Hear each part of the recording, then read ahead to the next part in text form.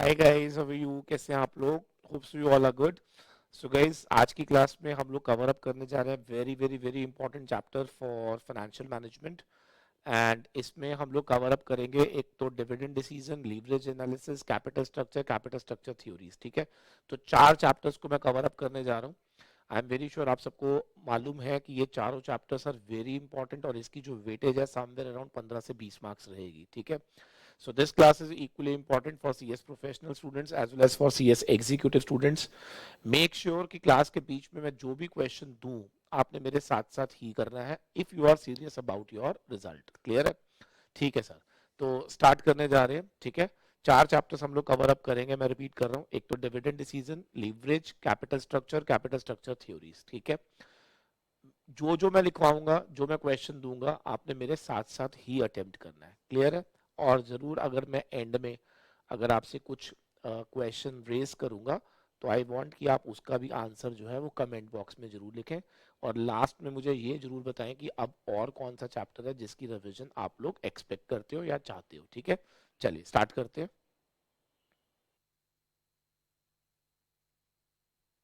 Very very good afternoon to everyone. कैसे हैं आप लोग? वेरी वेरी गुड आफ्टरनून बेटे. चलिए सर, हम लोग आज चार चैप्टर्स कवर अप करेंगे. ठीक है, इन टुडेज क्लास. और वो चार चैप्टर्स हमारे कौन कौन से हैं? एक तो डिविडेंड डिसीजन. ठीक है जी. एक हम करेंगे कैपिटल स्ट्रक्चर. एक हम करेंगे कैपिटल स्ट्रक्चर थ्योरीज. ठीक है जी. और एक हम कवर अप करेंगे लीवरेज एनालिसिस. अच्छा, कॉस्ट ऑफ कैपिटल में डिस्कस नहीं कर रहा क्योंकि आपको याद होगा कॉस्ट ऑफ कैपिटल अभी मैंने रिसेंटली सारे डाउट्स वगैरह सब कुछ डिटेल में लिए थे आपसे. ठीक है, और टाइम वैल्यू ऑफ मनी भी अभी अभी हमने थोड़े पे दिन पहले ही करा था, तो वो भी रिक्वायर्ड नहीं है. तो अगर हम ये चैप्टर्स कर लेंगे तो मेरे ख्याल से हमारा यूनिट 1 जो है पूरा तैयार हो जाएगा. ठीक है, मेरे ख्याल से इन चैप्टर्स को अभी हमने रिसेंटली रिवाइज नहीं करा, तो आई वांट कि इनके ऊपर हम ज्यादा स्ट्रेस दें. राइट? अच्छा, आज आप लोगों का टेस्ट भी है बेटा. ठीक है, चलिए. अच्छा, आप म्यूट रखना अपने आप को आपने. और जो भी क्वेश्चंस मैं बीच बीच में दूंगा आपने मुझे चैट बॉक्स में ही आंसर्स लिखने हैं. ठीक है, चलिए ऊपर हेडिंग डालेंगे. सबसे पहले हम लोग जो चैप्टर वाइंड अप करेंगे that is leverage analysis. I want everyone कि अपने हाथ में कॉपी पेन रखेगा वो, क्योंकि जो जो क्वेश्चंस मैं बीच बीच में आपको देता जाऊंगा प्लीज साथ साथ आप अटेम्प्ट भी करते जाएंगे. चलिए स्टार्ट करते हैं विद दिस चैप्टर. सबसे पहले we need to understand leverage क्या है. और मैंने हमेशा से कहा कि लीवरेज को समझने के लिए स्टेप नंबर 1 में we need to understand what is the meaning of risk. देखिए, लीवरेज वर्ड जो है ना वो हम लोग बाद में समझते हैं, पहले हम समझते हैं वर्ड रिस्क क्या होता है. आप सबको मालूम है कि रिस्क का मतलब होता है ऑब्लिगेशन. इसका मतलब जब कोई कंपनी किसी भी प्रकार का कोई ऑब्लिगेशन ले लेती है, दैट मीन्स कंपनी ने क्या ले लिया? रिस्क ले लिया. अब ये जो ऑब्लिगेशंस होते हैं, it can be operational obligations, it can be financial obligations. अब यहाँ पे ऑपरेशनल ऑब्लिगेशंस का मतलब क्या है? सपोज करो कि मेरी कंपनी में मैंने कोई फिक्स्ड कॉस्ट अटैच कर दी कि मुझे हर महीने रेंट देना ही देना है, चाहे मेरा बिजनेस हो ना हो, कम हो ज्यादा हो, मुझे एवरी टाइम जो है रेंट पे करना ही करना है. तो ये मेरा ऑपरेशनल ऑब्लिगेशन है. और अगर मैं कहूं कि मैंने कंपनी में डेट रेस कर लिया, तो आप सबको मालूम है कि अगर आप डेट रेस कर लेते हो तो this is also a obligation, because इसके अंदर आपको इंटरेस्ट पे करना पड़ेगा. बट क्योंकि ये ऑब्लिगेशन रिलेटेड टू फाइनेंस है तो इसलिए इसको बोलते हैं फाइनेंशियल ऑब्लिगेशन. ठीक है जी. और इसी को हमारी किताबों में ये कहा जाता है कि किसी भी कंपनी के कॉस्ट स्ट्रक्चर में अगर फिक्स्ड कॉस्ट पाया जाए, मैं रिपीट करूंगा, किसी भी कंपनी के कॉस्ट स्ट्रक्चर में अगर फिक्स्ड कॉस्ट पाया जाए तो हम कह सकते हैं कि उस कंपनी में क्या पाया जाता है? Operational risk. और अगर किसी भी कंपनी के कैपिटल स्ट्रक्चर में डेट पाया जाता है या प्रेफरेंस पाया जाता है तो हम कह सकते हैं कि कंपनी ने क्या ले लिया? फाइनेंशियल रिस्क ले लिया. ठीक है जी. तो इसका मतलब मैं सिर्फ रिस्क की बात कर रहा हूं. तो risk means obligation. It may be because of operational, it may be because of financial. Operational risk कब होता है? जब हम अपने कॉस्ट स्ट्रक्चर के अंदर फिक्स कॉस्ट ले आते हैं. और फाइनेंशियल रिस्क कब होता है, जब हम अपने कैपिटल स्ट्रक्चर में डेट ले आते हैं। ठीक है जी, ठीक है सर। अब मेरा क्वेश्चन है कि ये रिस्क आप क्यों ले रहे हो, ये रिस्क आप ले ही क्यों रहे हो? तो इसका बहुत सिंपल सा रीजन होता है, हमें बचपन में पढ़ाया जाता है कि अगर आपको रिस्पॉन्सिवनेस चाहिए, रिस्पॉन्सिवनेस का मतलब अगर आप चाहते हो कि आपकी जो भी वेरिएशंस हो इन प्रॉफिटेबिलिटी वो अगर हाई हो तो आपको रिस्क लेना पड़ता है। ठीक है ना? तो इसका मतलब ऑपरेशनल रिस्क और फाइनेंशियल रिस्क लेने का सीधा सीधा जो मेन ऑब्जेक्टिव होता है दैट इज रिस्पॉन्सिवनेस। ठीक है जी, उसका मेन ऑब्जेक्टिव क्या होता है? रिस्पॉन्सिवनेस। अब एक बच्चे ने पूछा किस तरह का रिस्पॉन्सिवनेस, तो मैंने आपसे याद करो क्या बताया था कि रिस्पॉन्सिवनेस किसमें? प्रॉफिट्स में। जब आप ऑपरेशनल रिस्क लेते हो तो रिस्पॉन्सिवनेस इन ऑपरेटिंग प्रॉफिट्स। ठीक है जी, और जब आप फाइनेंशियल रिस्क लेते हो तो हम लोग चाहते हैं रिस्पॉन्सिवनेस इन दी प्रॉफिट्स। आप इसको कह सकते हो फॉर शेयर होल्डर्स या फॉर कैपिटल जिन लोगों ने दी उनके उस प्रॉफिट के अंदर हम रिस्पॉन्सिवनेस देखना चाहते हैं। ठीक है जी, तो मैं सिंपल सा फिर रिपीट करूंगा, ऑपरेशनल रिस्क क्यों ले रहे हो, फाइनेंशियल रिस्क क्यों ले रहे हो? Just to check the responsiveness, just to check the responsiveness. और इसी रिस्पॉन्सिवनेस को हम यहाँ पे क्या नाम देते हैं बेटा? लीवरेज। तो leverage is nothing but responsiveness, जिसकी वजह कौन है? रिस्क। ठीक है जी, तो यहां से एक शब्द आ जाता है हमारे पास लीवरेज। अब बस मुझे इतना बता दो, हम लोगों ने बचपन में कॉन्सेप्ट पढ़ा हाई रिस्क हाई प्रॉफिट्स। ये कॉन्सेप्ट 100% गलत है बेटा। ठीक है, मैं हमेशा बोलता हूं कि हाई रिस्क हमेशा जनरेट करता है हाई रिस्पॉन्सिवनेस, और वो हाई रिस्पॉन्सिवनेस कई बार फेवरेबल होती है और कई बार अनफेवरेबल होती है। अगर फेवरेबल हुई तो it will generate high profits, अगर वो अनफेवरेबल हुई तो इससे हमें हाई लॉसेस भी हो सकते हैं। ठीक है ना? तो ये आपको ध्यान रखना है कि when you are taking high risk it will always give results to the high responsiveness. तो अगर कोई आपसे पूछे कि किसी भी कंपनी में लीवरेज क्या इंडिकेट करता है, लीवरेज क्या इंडिकेट करता है, तो आपने सिंपली क्या करना है? It indicates level of risk. ये रिस्क को इंडिकेट करता है। इसका मतलब ये हो गया कि a company with high leverage meaning thereby company is taking high risk. ठीक है जी, अब जैसा कि हम जानते हैं कि we have three types of risk. कौन कौन सी? ऑपरेशनल रिस्क, फाइनेंशियल रिस्क, और आपको याद होगा इन दोनों को कंबाइन कर दो तो क्या कहलाते थे हम? Combined risk. हमने यहां पर यह पढ़ा था कि बेस्ड ऑन रिस्क क्या हमारे पास तीन तरह की रिस्पॉन्सिवनेस आएंगी। ऑपरेशनल रिस्क की वजह से जो रिस्पॉन्सिवनेस आएगी उसको नाम दिया था financial operational risk, sorry operational leverage. और फाइनेंशियल रिस्क की वजह से जो आया था उसको हमने क्या नाम दिया था? Financial leverage. और कंबाइंड रिस्क की वजह से कंबाइंड लीवरेज। तो इसी तरह से यहां पर लीवरेजेस भी कितनी होगी हमारे पास? तीन तरह की। अब लीवरेज के चैप्टर में अगर आपको याद हो तो हमने दो चीजें पढ़ी थी। एक हमने सीखा था क्वांटिफिकेशन। क्वांटिफिकेशन यानी कि मैंने आपको सिखाया था कि लीवरेज को एस्टिमेट कैसे करते हैं, कि हमारा जो लीवरेज है वो कितने टाइम्स चल रहा है, 2 time, 4 time, 6 time, 10 time, 20 times, like this. फिर हमने उसका एक रिलेशनशिप समझा था। तो यानी कि आपको दो चीजें समझनी है इसके अंदर। पहला क्वांटिफिकेशन, कि हमें लीवरेज को क्वांटिफाई कैसे करना है। आप कभी भी रियल लाइफ में इस वर्ड को जब यूज करोगे ना, जैसे स्टॉक मार्केट के अंदर अगर आप इस वर्ड को यूज करोगे तो लोग ऐसे बोलते हैं that this is stock market में 10x का लीवरेज होता है, 10x, 20x का लीवरेज है, 30x का लीवरेज है। तो ये 30x का मतलब क्या होता है? 30 टाइम्स। 20x का मतलब क्या होता है? 20 टाइम्स। 10x का मतलब क्या होता है? 10 टाइम्स। 5x का मतलब क्या होता है? 5 टाइम्स। लेकिन मुद्दा ये है 10, 5, 20, 30 ये आया कैसे? तो that we need to quantify. तो अगर मुझे कभी भी ये पता लगाना हो, देखिए लीवरेज का चैप्टर का इंटेंट को समझो। अगर मैं आपको ये बोलूं कि मुझे ये फाइंड आउट करना है कि दो कंपनीज हैं ए और बी, ठीक है, और आप मुझे बस ये बता दीजिए कि दोनों में से ऑपरेशनल रिस्क किसका हाई है, तो आपको कुछ नहीं करना। If you need to find out कि किसका ऑपरेशनल रिस्क हाई है, आप सिंपली ऑपरेटिंग लीवरेज निकाल दो दोनों का। जिसका ऑपरेटिंग लीवरेज ज्यादा होगा, क्या बाय डिफॉल्ट उसका ऑपरेशनल रिस्क भी ज्यादा होगा? I hope so you are getting the point. तो इसका मतलब एंड ऑफ द डे अगर मुझे लीवरेज को क्वांटिफाई करना है तो जस्ट टू एनालाइज कि कौन सी कंपनी में ऑपरेशनल रिस्क ज्यादा है, कौन सी कंपनी में फाइनेंशियल रिस्क ज्यादा है। तो इस चीज को चेक करने के लिए क्या हम लीवरेज एनालिसिस करते हैं। क्या सबको क्लियर है? तो objective of the chapter is very clear. Leverage analysis जो होता है वो, ये जो चैप्टर है ये हमें हेल्प करता है टू एनालाइज क्या, रिस्क ऑफ अ कंसर्न। किसी भी कंसर्न के रिस्क को अगर आपने एनालाइज करना है तो आप लीवरेज एनालिसिस करते हैं। क्लियर है? और मैं बार बार बोल रहा हूं क्योंकि रिस्क 3 प्रकार की होती है तो इसीलिए लीवरेज भी 3 प्रकार की होती है।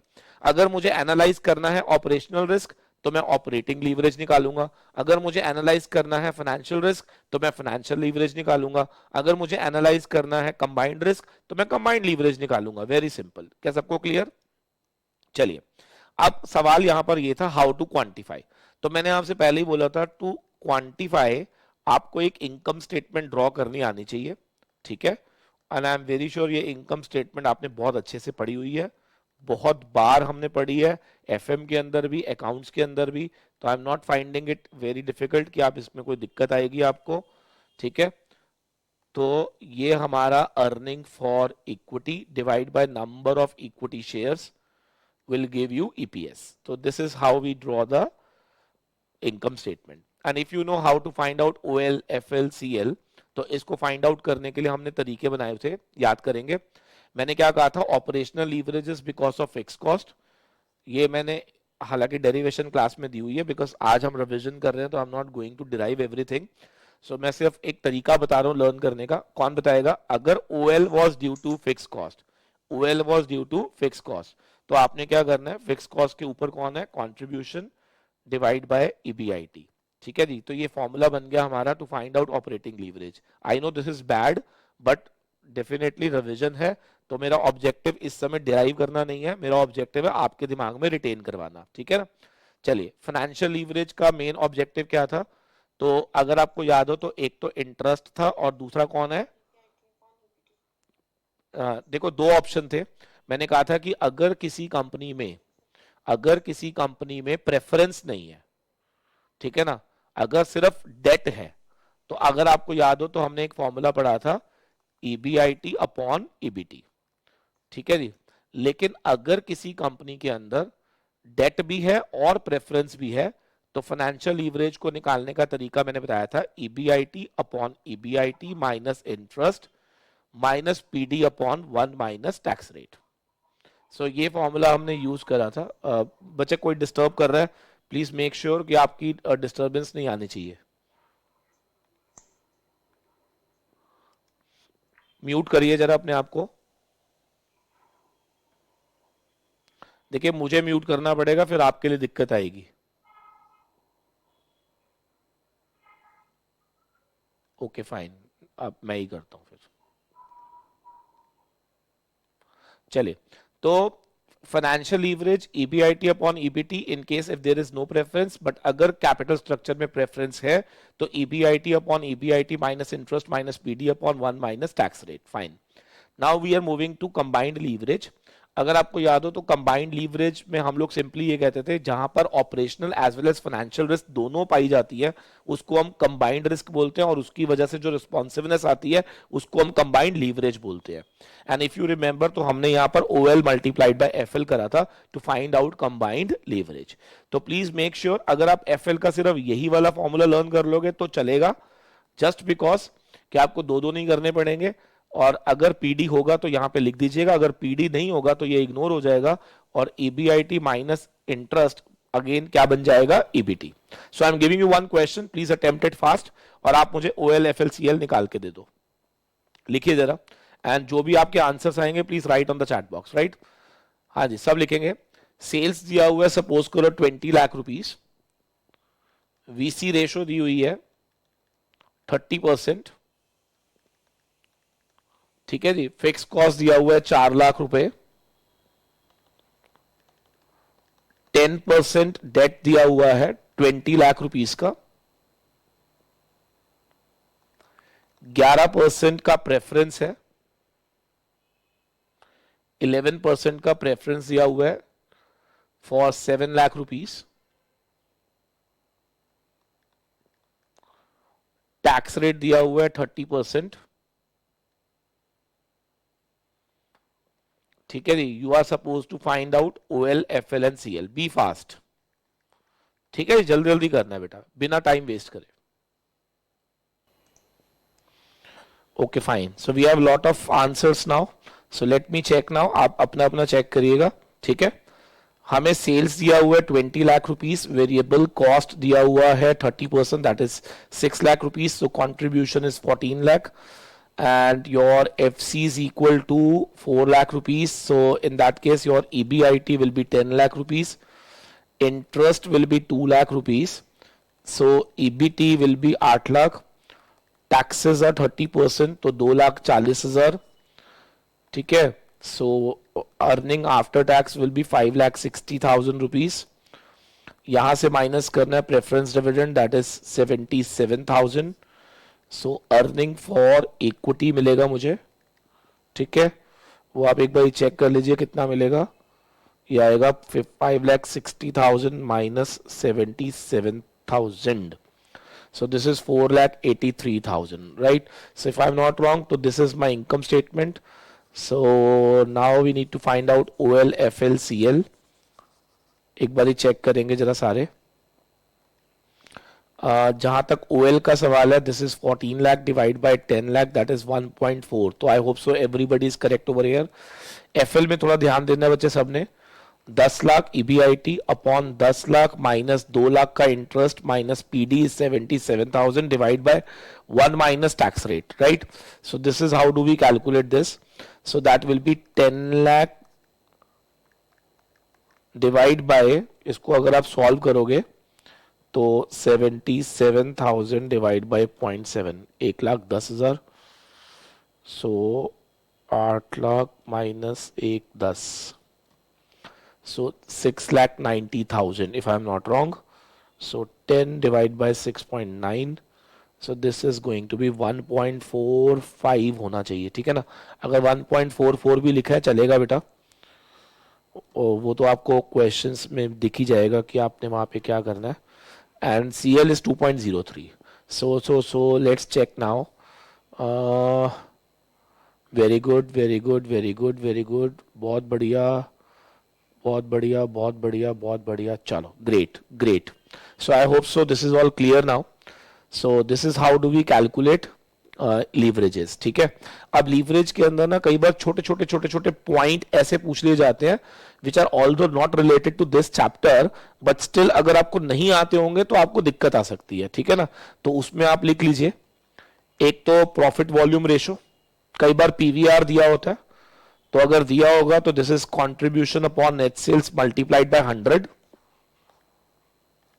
ठीक है ना, और अगर आपको याद हो तो PVR कैसे यूज करते हैं, ये हमने क्लास में सीखा था कि अगर मान लो PVR दिया हुआ है 20%, तो मैंने आपको हमेशा कहा कि सपोज अगर क्वेश्चन में PVR गिवन है 20%, तो आप समझ जाना कि नेट सेल्स जो है that is 20% of your, sorry, contribution is 20% of your net sales। ठीक है ना, this is how do we use PVR। अच्छा, कई बार आपको ब्रेक इवन पॉइंट भी दिया होगा इन टर्म्स ऑफ यूनिट्स। ठीक है, तो जब भी हमें break even point in terms of units दिया होता है तो इसका फॉर्मूला होता है फिक्स्ड कॉस्ट अपॉन में कंट्रीब्यूशन पर यूनिट।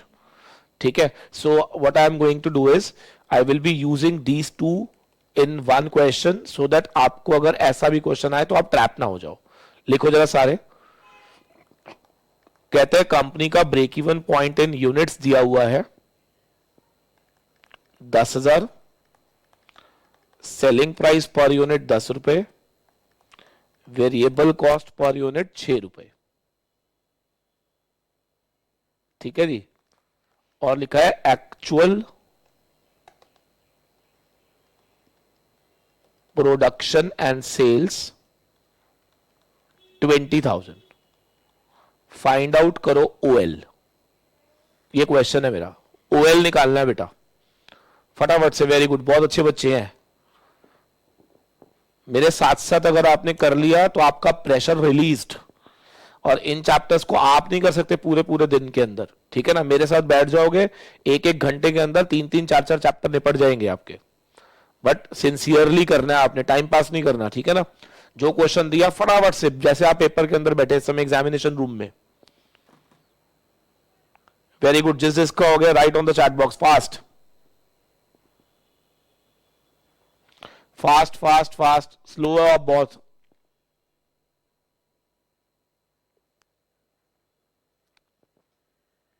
चलो एक बारी मैं कर रहा हूं, चेक करेंगे जरा। देखो ब्रेक इवन पॉइंट जब भी दिया होगा ना इन टर्म्स ऑफ यूनिट्स, तो you have to make sure कि आपका फॉर्मूला है FC upon contribution per unit, ठीक है ना। ब्रेक इवन तो दिया हुआ है 10,000, एफसी क्वेश्चन में गिवन नहीं है, तो कंट्रीब्यूशन पर यूनिट क्या होता है, sale price minus variable cost. So 10,000 FC upon sale price 10 रुपए, वीसी 6 रुपए, तो ये हो जाएगा 4, तो फिक्स कॉस्ट हो जाएगा 40,000 रुपए। तो यहां से हमारे पास फिक्स कॉस्ट निकल आई, और एक बार अगर फिक्स कॉस्ट आ गई तो ऑपरेटिंग लीवरेज निकालना जो है दैट इज वेरी सिंपल। कैसे sir, sale minus VC contribution minus FC is equal to EBIT, ये मेरा फॉर्मूला था। सेल हमेशा याद रखना एक्चुअल लेनी होती है, तो एक्चुअल में कितना माल बिका आपका 20,000, तो 20,000 इंटू 10 2 लाख, 20,000 इंटू 6 1,20,000, तो ये आ गया 80,000। फिक्स कॉस्ट दी हुई है 40,000, ईबीआईटी आएगा 40,000। So OL is nothing but 2 times. I am very sure सबका सही होना चाहिए। Let's check now. Very good, बहुत बढ़िया बहुत बढ़िया। So everybody is giving the answer 2 times, so that's good that's good. चलो अब ऐसे ही ना एक छोटा सा क्वेश्चन इसी से जुड़ा हुआ दोबारा लिखेंगे जरा, फिर हमारा ये खत्म हो जाएगा कंप्यूटेशन पार्ट। लिखिए, सेल दिया हुआ है 20 lakh rupees, profit volume ratio दिया हुआ है 40%, ठीक है जी, और फिक्स कॉस्ट दिया हुआ है लेट्स से 2 लाख रुपए। फाइंड करना है operating leverage, fast operating leverage निकालना है बेटा आपने। ऑपरेटिंग लीवरेज कैलकुलेट करिए।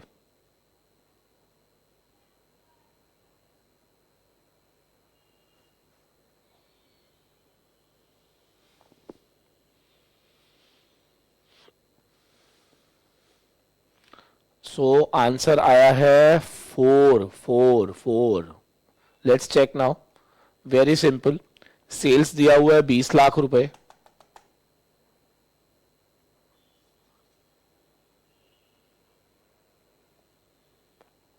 ठीक है जी, variable cost, contribution, FC and then EBIT.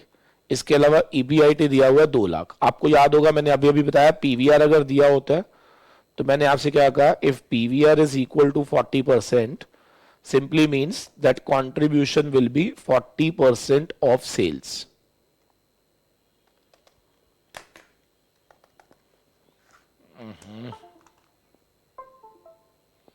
हाँ जी, 40% ऑफ सेल्स।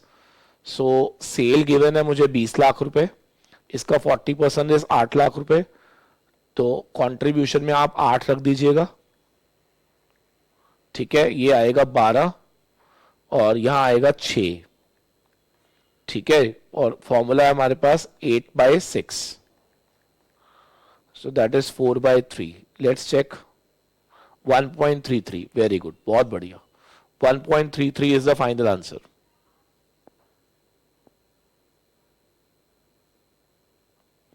ठीक है बेटा, बहुत बढ़िया बहुत बढ़िया, एवरीवन वेरी गुड, बहुत बढ़िया। चलिए नाउ मूविंग नेक्स्ट। नाउ ऊपर हेडिंग डालेंगे जरा, रिलेशनशिप फॉर्मूलाज, ठीक है ना।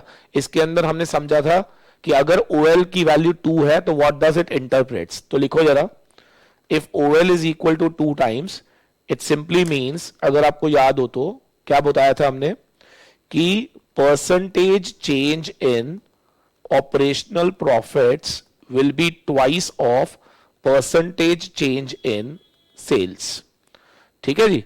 Percentage change in operational profit will be twice of percentage change in sales. ये हमने ऐसे पढ़ा था इफ यू रिमेंबर, ठीक है।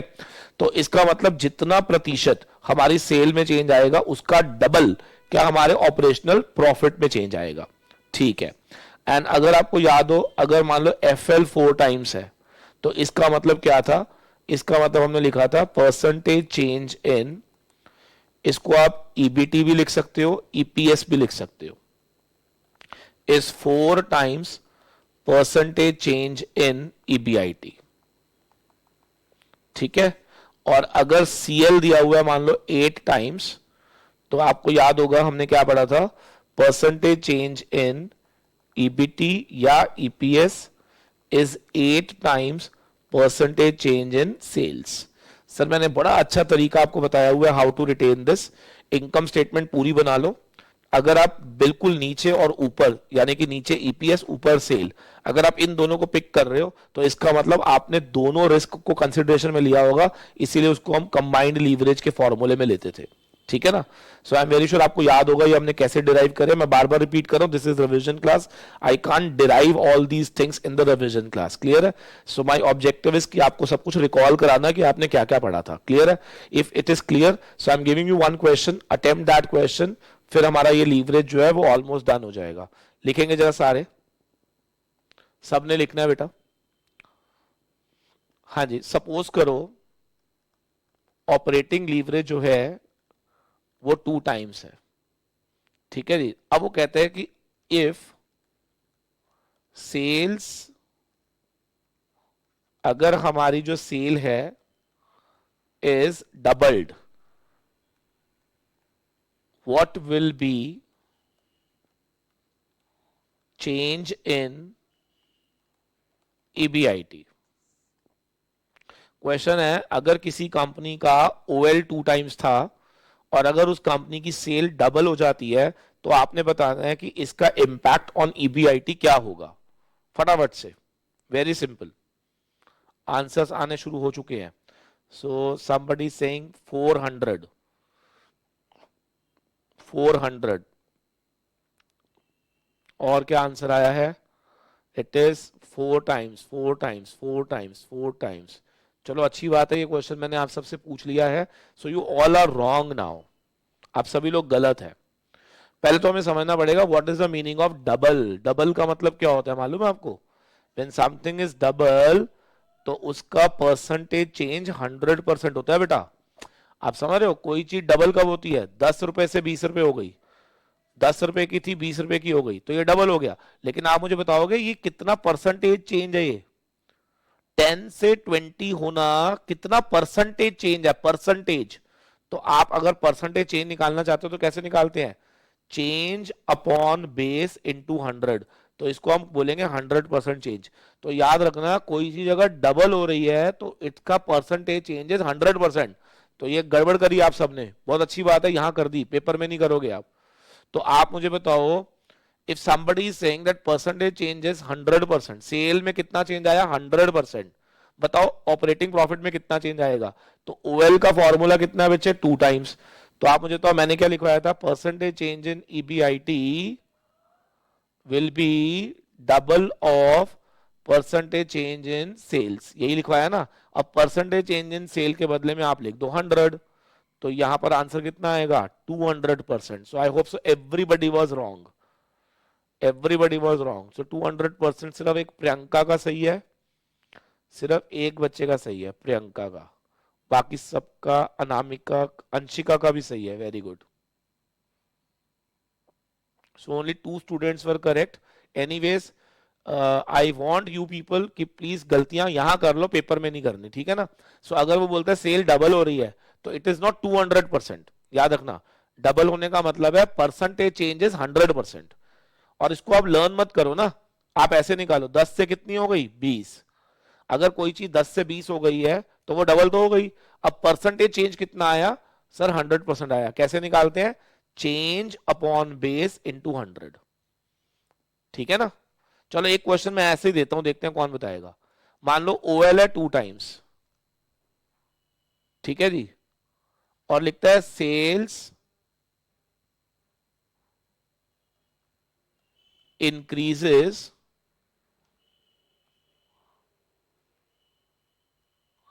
या ऐसे लिख दो सेल्स जो है ना वो ट्रिपल हो रही है, ठीक है, find percentage change in EBIT. अब आपको थोड़ा शायद समझ आ जाएगा। सेल ट्रिपल हो रही है, सेल ट्रिपल हो रही है, बताओ परसेंटेज चेंज इन ईबीआईटी कितना होगा, जल्दी फास्ट। हाँ जी, सेल ट्रिपल हो रही है तो everybody is giving 400%। Let's check now. 10 रुपए की चीज थी वो 30 की हो गई, ट्रिपल का मतलब 3 गुना हो गई। परसेंटेज चेंज कैसे निकालेंगे, चेंज अपॉन बेस इनटू 100, तो दिस इज 200%। बहुत बढ़िया। तो OL is equal to 2 times, meaning thereby percentage change in EBIT will be twice of percentage change in sales. और परसेंटेज चेंज इन सेल आ रहा है कितना, 200, तो आंसर इज 400%। बिल्कुल सही जवाब। Oh very good, great great going, सबने आंसर ऑलमोस्ट सही दिया। So this is clear now, बहुत बढ़िया। So we have done responsiveness formulas, we have done quantification formulas. So ऊपर एक हेडिंग डालनी है सबने बच्चे, financial break even point, financial break even point, financial break even point. हमने लीवरेज के चैप्टर में ये टॉपिक पढ़ा था, फाइनेंशियल ब्रेक इवन पॉइंट। आपको याद होगा फाइनेंशियल ब्रेक इवन पॉइंट क्या था, where my operational profit is just equal to amount which is payable to those persons जो कि आउटसाइडर्स है। एग्जाम्पल के तौर पे इंटरेस्ट एंड पीडी, ठीक है जी। मतलब इसको हम दो तरीके से बोल सकते हैं। फाइनेंशियल ब्रेक इवन एक ऐसा पॉइंट है जहां पर ईपीएस 0 हो, अर्निंग पर शेयर 0 हो, या फिर आप ऐसे भी बोल सकते हो कि फाइनेंशियल ब्रेक इवन एक ऐसा पॉइंट है जहां पर operating profit is just equivalent to that amount जो कि हमें किसको पे करना है, डेट को और प्रेफरेंस को। तो डेट को आप क्या देते हो, इंटरेस्ट, प्रेफरेंस को क्या देते हो, पीडी। बट अगर आपको याद हो तो इसमें हमने एक कॉन्सेप्ट पढ़ा था, क्योंकि पीडी आफ्टर टैक्स होता है तो इसको हम बिफोर टैक्स बना लेते हैं। तो ये हमारा फॉर्मूला था for computation of financial break even point. तो it is that amount of operational profit where EPS is 0। याद रखना, थ्योरी में भी पूछ सकता है वो। तो what is financial break even point, सारे बोलेंगे a point where operational profit is just equal to the amount which is payable to those who provide us capital other than equity. ठीक है ना, ठीक है सर। तो चलो अब एक क्वेश्चन दे रहा हूं, you need to calculate that financial break even point. ठीक है, कहते हैं कंपनी में 10 रुपए ईच के हिसाब से 10 लाख की तो इक्विटी कैपिटल है, 9% प्रेफरेंस के हिसाब से 10 लाख का प्रेफरेंस है, और 8% डेट के हिसाब से 10 लाख का डेट है। ठीक है जी, और टैक्स रेट दिया हुआ है, लेट अस प्रिज्यूम 10% ओनली। आपको फाइनेंशियल ब्रेक इवन पॉइंट निकालना है और जस्टिफाई भी करना है अपने आंसर को। ठीक है, fast, I am giving you 1 minute only. तो हमारे पास जो आंसर्स आए हैं they are like most of the students 1,80,000। Let's check now. So मैंने क्या कहा, financial break even point EBIT is equal to interest. Interest कितना आएगा बच्चे, 80,000 रुपीज प्लस पीडी। पीडी कितना आएगा, 90,000 but divide by 1 minus tax rate, so that will come out with rupees 1 lakh. So 180 is the financial break even point. बिल्कुल सही है सबका। अगर मैं कहूं कि इसको जस्टिफाई करना है, जस्टिफाई पेपर में नहीं पूछेगा वो, आपको अपने लिए करना है। तो आप मुझे बस इतना बता दीजिए, अगर हमारा ईबीआईटी एग्जैक्टली 1,80,000 ही होता है तो उसमें से पहले हम इंटरेस्ट पे करेंगे 80,000। So we will left with the EBT of 1 lakh rupees. We will pay taxes 10%, 10,000. So left with after tax profit of 90,000. And we will pay preference dividend of 90,000. So my EPS almost will become 0. So you can understand कि यहां पर हमारा जो earning per share है that will reduce to 0. ठीक है, so this is done. So this is my financial break even. I hope so it is clear to everyone now. Should I log this now? चलो, very good, बहुत बढ़िया। सो this is end of the chapter leverage. Right on the next chapter, capital structure. Capital structure, ठीक है जी। अगला chapter मेरा है capital structure. आपको याद होगा कि ये जो चैप्टर आप लोगों को पढ़ाया गया था, इसके अंदर पहले we need to understand what is structure. Structure का मतलब क्या होता है? देखिए, जब हम mix of debt and equity pick करते हैं तो that is called as structure of your capital. Structure of your capital. देखिए, ऐसा हो सकता है कि कोई भी दो फर्म्स ए एंड बी, दोनों का कैपिटल कैन बी सेम, ठीक है ना, but there structure can be different. क्या मतलब है? हो सकता है कि ए की कैपिटल के अंदर डेट 6 लाख हो और इक्विटी 4 हो, बी की कैपिटल के अंदर डेट 4 हो और इक्विटी 6 हो। So what is common in them is capital is same, what is uncommon is structure is different. तो अब हमें ये चैप्टर क्या पढ़ा रहा है? ये चैप्टर हमें ये पढ़ा रहा है कि we need to find out that amongst A and B, दोनों में से किसका कैपिटल स्ट्रक्चर जो है वो ऑप्टिमम है, ठीक है ना। तो हमें ऑप्टिमाइजेशन पे बात करनी थी। और अगर आपको याद हो तो कौन मुझे बताएगा ऑप्टिमम कैपिटल स्ट्रक्चर कब होता है बच्चे? कोई भी कैपिटल स्ट्रक्चर ऑप्टिमम कब कहलाता है? जब जब कौन बताएगा? कोई भी कैपिटल स्ट्रक्चर ऑप्टिमम कब कहलाता है बेटा? जब हमारा अर्निंग पर शेयर जो है वो मैक्सिमम होता है, ठीक है ना। तो हम कह रहे हैं कि कोई भी कैपिटल स्ट्रक्चर ऑप्टिमाइज कब हो जाता है? जब हमारा ईपीएस जो है वो मैक्सिमाइज हो जाता है। तो इसका मतलब ये हो गया कि if I am giving you two capital structure and if I am asking you कि प्लीज सजेस्ट दोनों में से कौन सा capital structure is going to be optimise, तो आपने सिंपली क्या बोलना है? The structure which will give me more EPS definitely will be optimum for me. I hope so it is done. ठीक है सर। तो इसके लिए भी अगर आपको याद हो तो हम ईपीएस निकालने के लिए क्या एक इनकम स्टेटमेंट ड्रॉ करते थे, बिल्कुल।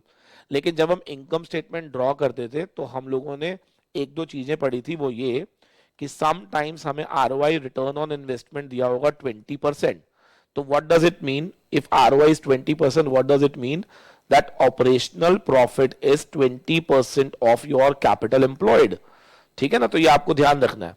तो कई बार आपको ईबीआईटी निकालना होगा और कैपिटल एम्प्लॉयड गिवन होगा। हालांकि कई किताबों में इस चैप्टर को एक नाम दिया गया है and the name of the chapter is EBIT EPS analysis, ठीक है ना। ईबीआईटी ईपीएस एनालिसिस भी कई किताबें इस चैप्टर का नाम लिखती हैं, ठीक है। तो ईबीआईटी ईपीएस एनालिसिस पढ़ लो या ऑप्टिमम कैपिटल स्ट्रक्चर पढ़ लो, इट्स सेम थिंग, ठीक है। मैं इसलिए बता रहा हूं कि हो सकता है कि कुछ बच्चे जब कोई एमसीक्यू वगैरह ट्राई कर रहे होते हैं तो उसमें लिखा होता है ईबीआईटी ईपीएस एनालिसिस चैप्टर। अब एंड मोमेंट पे बच्चा कहता है सर ये तो चैप्टर ही नहीं कराया। तो बेटा ये चैप्टर हमने करा हुआ है, बट हमने इसको किस नाम से पढ़ा? ऑप्टिमम कैपिटल स्ट्रक्चर के नाम से पढ़ा, ठीक है सर। चलिए, so let's try one question to understand कि मैं क्या कहना चाह रहा हूं। फिर मैं कुछ एक दो नोट्स लिखवाऊंगा जो आपको अपने माइंड में रखने होंगे, ठीक है। लिखेंगे जरा सारे। सपोज करो कि there are two firms A and B, ठीक है। दोनों का कैपिटल जो है वो लेट्स से 20 लाख रुपीस है, ठीक है ना। दोनों का कैपिटल 20 लाख रुपीस है और दोनों कंपनीज का आरओआई भी सेम है, दैट इज 20%। अगर आपने क्लास में ढंग से पढ़ा हो तो मैंने हमेशा से कहा जो हमारा रिटर्न ऑन इन्वेस्टमेंट होता है ना, जो हमारा रिटर्न ऑन इन्वेस्टमेंट होता है वो हमारी ऑपरेशनल रिस्क पर बेस्ड होता है, ना कि फाइनेंशियल रिस्क पर। तो इसका मतलब आप डेट कितना लेकर आ रहे हो ये हमारी आरओआई को इफेक्ट नहीं करता, ऑपरेशनल प्रॉफिट्स को कभी भी अफेक्ट नहीं करता। इसीलिए अगर कोई दो कंपनीज आइडेंटिकल हैं, सिर्फ अगर उनमें स्ट्रक्चर डिफरेंट है तो याद रखना उनका ऑपरेटिंग प्रॉफिट सेम आएगा, ठीक है। ये मैंने करवाया हुआ है इसलिए मैं थोड़ा सा फास्ट करवा रहा हूं, ठीक है ना। चलो, आरओआई दोनों का कितना बेटा? 20% है। अब मैं ये कह रहा हूं कि कंपनी जो ए थी उसके पास इक्विटी शेयर 10 रुपए ईच 15 लाख का था और 12% का डेट था 5 लाख, ठीक है जी। और इसके पास इक्विटी शेयर 10 रुपए ईच 10 लाख की थी और 12% डेट था 10 लाख का, कुछ इस तरह से था। आपको ये बताना है बस सिंपल सा कि बताओ दोनों में से कौन सी कंपनी जो है वो बेटर है, बेटर है इन टर्म्स ऑफ किसका स्ट्रक्चर ऑप्टिमम है, ठीक है, और टैक्स रेट भी गिवन है 30%। Very simple. तो पहले तो आप पूरा अटेम्प्ट कर लो, फिर मैं आपको एक शॉर्टकट दे दूंगा, ठीक है ना। पहले आप पूरा अटेम्प्ट कर लो बेटा, पूरा अटेम्प्ट करो। वेरी गुड, बहुत अच्छे बच्चे हैं।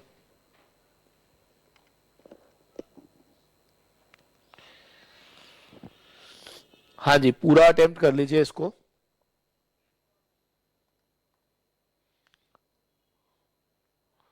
₹4 लाख क्या है?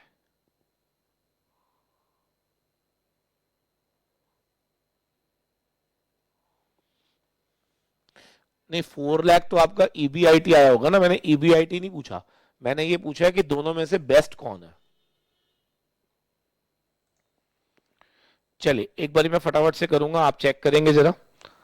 देखिए सबसे पहले ईबीआईटी लिखो, माइनस इंटरेस्ट करो, you will get EBT, minus tax करेंगे you will get EAT, minus PD अगर होगा तो ये आ जाएगा earning for equity divide by number of equity shares, तो यू विल गेट ईपीएस। ठीक है जी। तो सबसे पहले ईबीआईटी की बात करें तो दोनों की 4 लाख है। अगर हम इंटरेस्ट की बात करें तो पहले वाले में 60,000 आएगा, दूसरे वाले में 120 आएगा। ठीक है बेटा, तो यहां पर आएगा 340 और यहां पर आएगा 280। टैक्स की बात करें तो इट इज 30%, तो 30% अगर आप निकालते हो कितना आएगा बताओ जरा।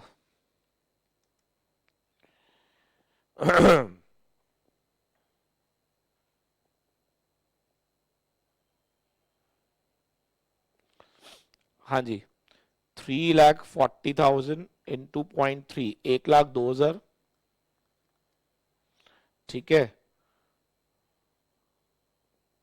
और 2,80,000 into 0.3, so that is 84,000। So 1,96,000, PD है नहीं, 1,96,000 और यहाँ पर 1 लाख है, so I think 1.96 if I am not wrong. और इसको जब आप कैलकुलेट करोगे 3,40,000 minus 1,02,000, so it is 238, PD है नहीं, 238 और यहाँ पे number of shares are like 1,50,000, so 1.58। तो सबका आंसर क्या आया है? B, B B B is better. Very good. तो ईपीएस क्योंकि बी का ज्यादा है तो बी इज बेटर। अब आप मुझे बताओ, अगर ये पेपर आपके एमसीक्यू में आ जाता है तो मैंने आपको चेक करना सिखाया हुआ, इट्स वेरी सिंपल ना। Trading on equity concept check करो बस। अब ट्रेडिंग ऑन इक्विटी कॉन्सेप्ट क्या कहता है, ध्यान से देखेंगे।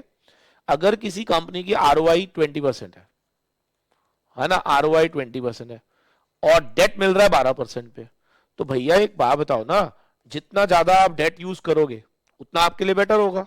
क्यों? क्योंकि जितना डेट यूज करोगे, डेट आपको मिल रहा है 12 पे और आपका रिटर्न आ रहा है 20, तो जितना ये सरप्लस 8% आएगा, क्या ये कहीं ना कहीं शेयर होल्डर को मिलेगा? क्या ये शेयर होल्डर को अगर एक्स्ट्रा मिलेगा तो क्या उसकी ईपीएस बढ़ जाएगी बाय डिफॉल्ट? तो क्या हम देखकर भी बता सकते थे? हाँ, बिना चेक करे भी देख सकते। आप देखो कैसे, ये 12%, ये 12%, यहां पे डेट 5, यहां पे डेट 10, तो कौन सी कंपनी ज्यादा यूज ऑफ डेट कर रही है? Company B. तो इसका मतलब कंपनी बी जो है वो बेटर मानी जाएगी as compare to company A. Reason being, क्योंकि कंपनी बी जो है ज्यादा डेट यूज कर रही है, जो कि चीपर है as compare to its ROI. Clear है? अब मैं एक छोटा सा क्वेश्चन दूंगा, आपने बिना अटेम्प्ट करे बताना है, तब मुझे समझ आएगा कि आप सही कर रहे हो या गलत कर रहे हो। ठीक है, चलिए सेम क्वेश्चन पिक कर लेते हैं। सपोज करो अगर आरओआई जो थी ना वो 11% होती, अब बताओ दोनों में से बेटर कौन होता? ज्यादा डेट यूज करने वाला बेटर होता या कम डेट यूज करने वाला बेटर होता? ये बता दो। मान लो कंपनी का आरओआई जो है वो 11 है, सबने कहा A is better. I hope so now you have got it. क्या कहना चाह रहा है वो? अगर आप पूरा सॉल्व भी करोगे तो भी यू विल फाइंड दैट ए का ईपीएस ज्यादा आएगा यहां पर। ठीक है ना? रीजन बीइंग, क्योंकि कंपनी का आरओआई लो है, तो ऐसे में या तो कंपनी को डेट यूज ही नहीं करना चाहिए था, और अगर कर भी रही है तो बहुत least amount of debt use करना चाहिए था, ज्यादा नहीं। ठीक है ना? तो यहां पर फिर कंपनी कैपिटल स्ट्रक्चर ए जो है that will be better than as compare to B. I hope so the points are clear to everyone. Lock कर दे इसको। So this is how we use to compare कि कैसे पता चलता है कि कौन सा कैपिटल स्ट्रक्चर जो है वो ऑप्टिमाइज है, ठीक है ना। और ऐसा भी हो सकता है कि उसके अंदर वो आपको प्रेफरेंस भी दे देता, तो भी कोई फर्क नहीं पड़ता। क्या मैं इसी तरह से इनकम स्टेटमेंट ड्रॉ करता और अगर प्रेफरेंस होता तो क्या मैं यहां पे पीडी का अमाउंट लिख देता और बाकी सारा क्वेश्चन सेम, जिसका ईपीएस ज्यादा क्या वो बेटर हो जाता। हालांकि इसका एक शॉर्टकट भी होता है, बट प्रेफरेंस वाले केस में शॉर्टकट अगर मैं आपको दूंगा ना तो आप कंफ्यूज हो जाओगे। तो आई विल सजेस्ट यू कि सिर्फ 1 मिनट लगता है इस इनकम स्टेटमेंट को ड्रॉ करने में, तो आप बिल्कुल मेंटली फ्री रहोगे, अदरवाइज आप फॉर्मूले लर्न करते रह जाओगे, ठीक है ना। तो इट इज बेटर कि अगर क्वेश्चन में कैपिटल स्ट्रक्चर ऑप्टिमाइज पूछा गया है और प्रेफरेंस दिया हुआ है तो I will suggest you to go for this income statement completely rather than applying any sort of shortcut. Clear है? ठीक है सर। अब ऊपर हेडिंग डालेंगे जरा indifference point. Indifference point, indifference point. अब याद करेंगे इनडिफरेंस पॉइंट में आपने क्या पढ़ा था। देखिए इनडिफरेंस पॉइंट में आपको यह बताया गया था, इफ यू रिमेंबर, हाँ जी, इनडिफरेंस पॉइंट में आपको यह बताया गया था कि ये एक ऐसा लेवल होता है जहां पर, लिख लीजिए, ये लेवल ऑफ ईबीआईटी होता है where where where EPS will be same under two different capital structures.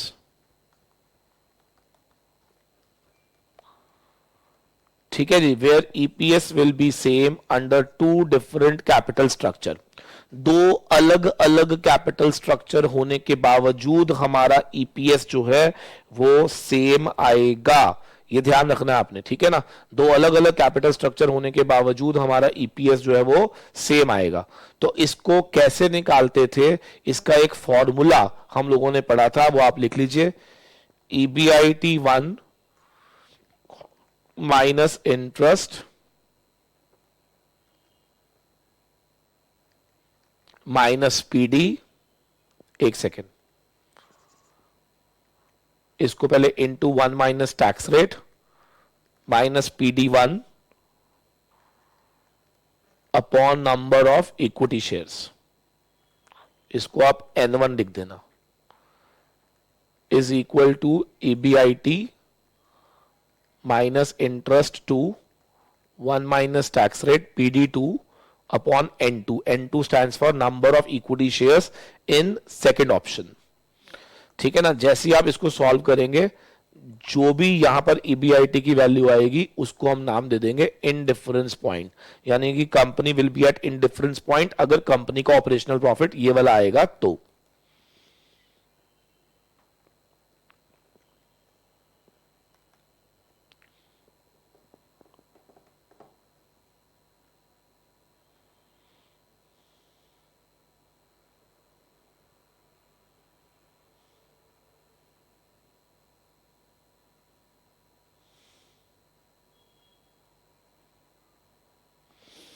चले, I am giving you one question, everybody need to attempt that question. बेटा लिखो जरा।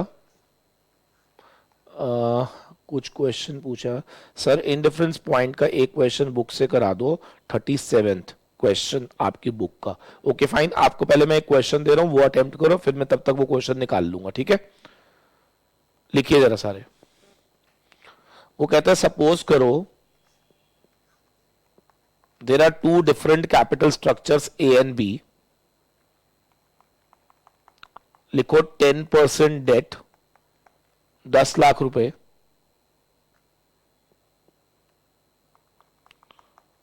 12% प्रेफरेंस 10 लाख रुपए,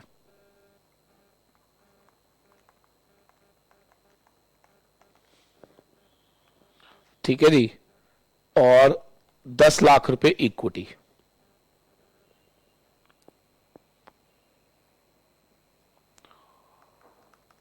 और यहां पे लिखेंगे 10% डेट 5 लाख, 12% प्रेफरेंस 15,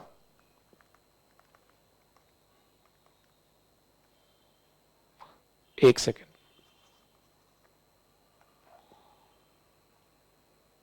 इसको 20 कर लेना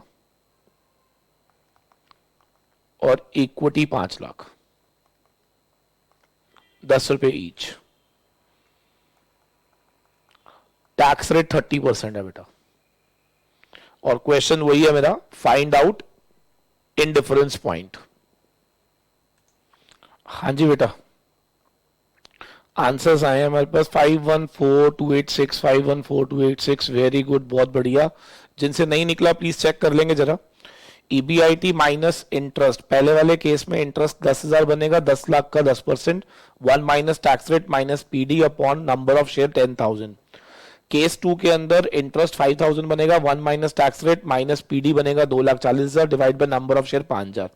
बस अब ये मैथमेटिक्स है, क्रॉस मल्टीप्लाई करके आपको ईबीआईटी निकालना था, तो ये 514286 is the correct answer, so that will give you financial indifference point, so meaning thereby अगर कंपनी का EBIT exactly 514286 होगा तो क्या कंपनी कैपिटल स्ट्रक्चर A और B दोनों में इनडिफरेंट है, मतलब वो A भी ऑप्ट कर सकती है, वो B भी ऑप्ट कर सकती है, क्यों? क्योंकि दोनों ही केसेस में मेरा EPS जो है वो सेम आएगा। सर इंटरेस्ट क्या लिखा है, गलत लिया है आपने, गलत लिया है सर, आपने छोटी सी मिस्टेक कर दी आंसर में, 10 लाख का 10, अच्छा अच्छा अच्छा, यहाँ पे अच्छा दोनों तरफ एक्चुअली में बराबर मिस्टेक हुई ना, इसलिए फर्क नहीं पड़ा आंसर में। ठीक है ठीक है, तो ये 70,000, यहाँ पे भी 70,000, ठीक है डन। चलो जी, बहुत बढ़िया बहुत बढ़िया, बहुत सही जा रहे हो बच्चे आप लोग।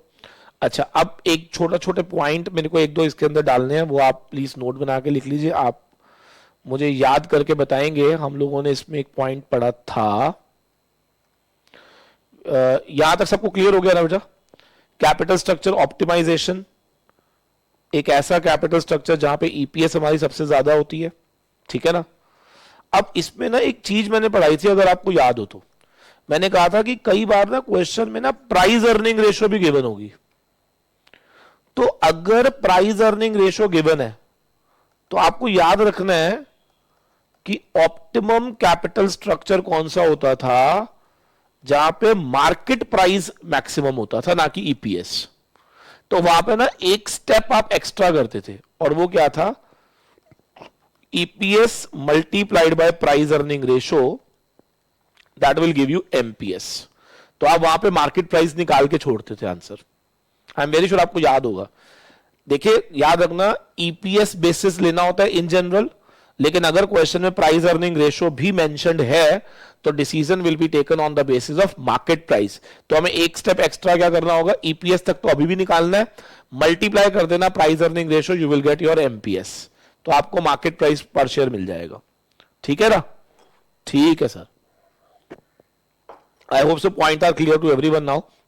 So this is the end of your chapter capital structure. So now moving to the third chapter, लिखो capital structure theories. Capital structure theories. Capital structure theories. अब ये याद करेंगे क्या था, मैंने आपसे कहा था कि इस बेसिकली चैप्टर में ना हमें क्या पूछा गया था, एक रिलेशनशिप। सर रिलेशनशिप किसके बीच में, याद करा देता हूं, रिलेशनशिप बिटवीन डेट, कंपनी का डेट, कंपनी की ओवरऑल कॉस्ट, ठीक है जी, कंपनी की ओवरऑल कॉस्ट, मैं रिपीट करूंगा, एक तो हमें पता लगाना है डेट, ओवरऑल कॉस्ट और वैल्यू ऑफ फर्म, इन तीनों में रिलेशनशिप। मतलब इस चैप्टर में हमें यह सीखना था कि क्या डेट का होना, बढ़ना, कम होना, क्या हमारे ओवरऑल कॉस्ट यानी कि केओ और वैल्यू ऑफ फर्म को अफेक्ट करेगा या नहीं। इफ आंसर इज यस, तो how it is going to affect. ठीक है ना? तो इसको पढ़ने के लिए आपको याद होगा हमने NI, NOI, traditional approach, MM approach, ये सब पढ़ा था हमने। ठीक है ना। तो ये सारी अप्रोचेस मैंने आपको पढ़ाई थी जिसमें हमने वन बाय वन करके ये समझा था कि कौन सी अप्रोच के accordingly yes they all are interconnected and if they are interconnected how they are interconnected हमने ये भी पढ़ा था। तो मैं फटाफट से आपको रिकॉल कराऊंगा। सबसे पहले याद करेंगे NI approach. NI approach, NI approach sir, NI approach की फुल फॉर्म क्या थी? Net income approach. अगर आप नेट इनकम अप्रोच की बात माने तो आपको याद होगा इसमें एक बहुत इंपॉर्टेंट परसेप्शन लिया गया था कि KD will always be less than KE and there will be no taxes. ये भी एक परसेप्शन था। And according to NI approach debt का बढ़ना हमेशा कंपनी की वैल्यू ऑफ फर्म को बढ़ाता है और कंपनी के ओवरऑल कॉस्ट को गिराता है। ठीक है ना, ये हमने कंक्लूड करा था।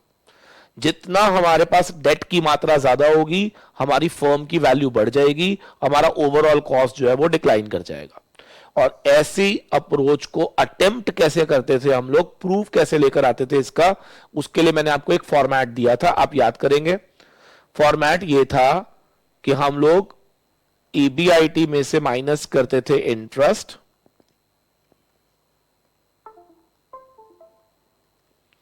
तो हमें मिलता था ईबीटी, फिर माइनस करते थे टैक्स, हालांकि टैक्स है नहीं इसके अंदर, फिर हमें मिलता था ईएटी, डिवाइड बाय आप करते थे नंबर ऑफ इक्विटी शेयर्स, तो आपको मिलता था ईपीएस, अगर आपको याद आ रहा हो तो।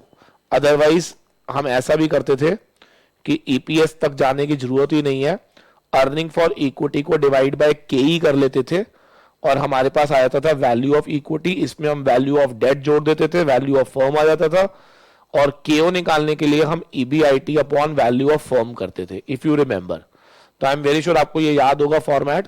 इस तरह से हम लोगों ने इसका एक डेरिवेशन पढ़ा था कि how this can be proved कि with rise in debt value of firm will increase and KO will decline. और इसमें एक assumption और थी, KD and KE will remain constant at every debt equity mix. ठीक है ना, डेट इक्विटी मिक्स पर, यानी कि कितना डेट कितना इक्विटी, उसका कैसा भी मिक्स हो, हमेशा याद रखना केडी एंड केई यानी कि cost of debt and cost of equity they both will remain constant. ये हमने पढ़ा था। ठीक है ना, तो मैं आपको एक क्वेश्चन दूंगा, you need to attempt that question. Clear है? चलो लिखेंगे जरा सारे।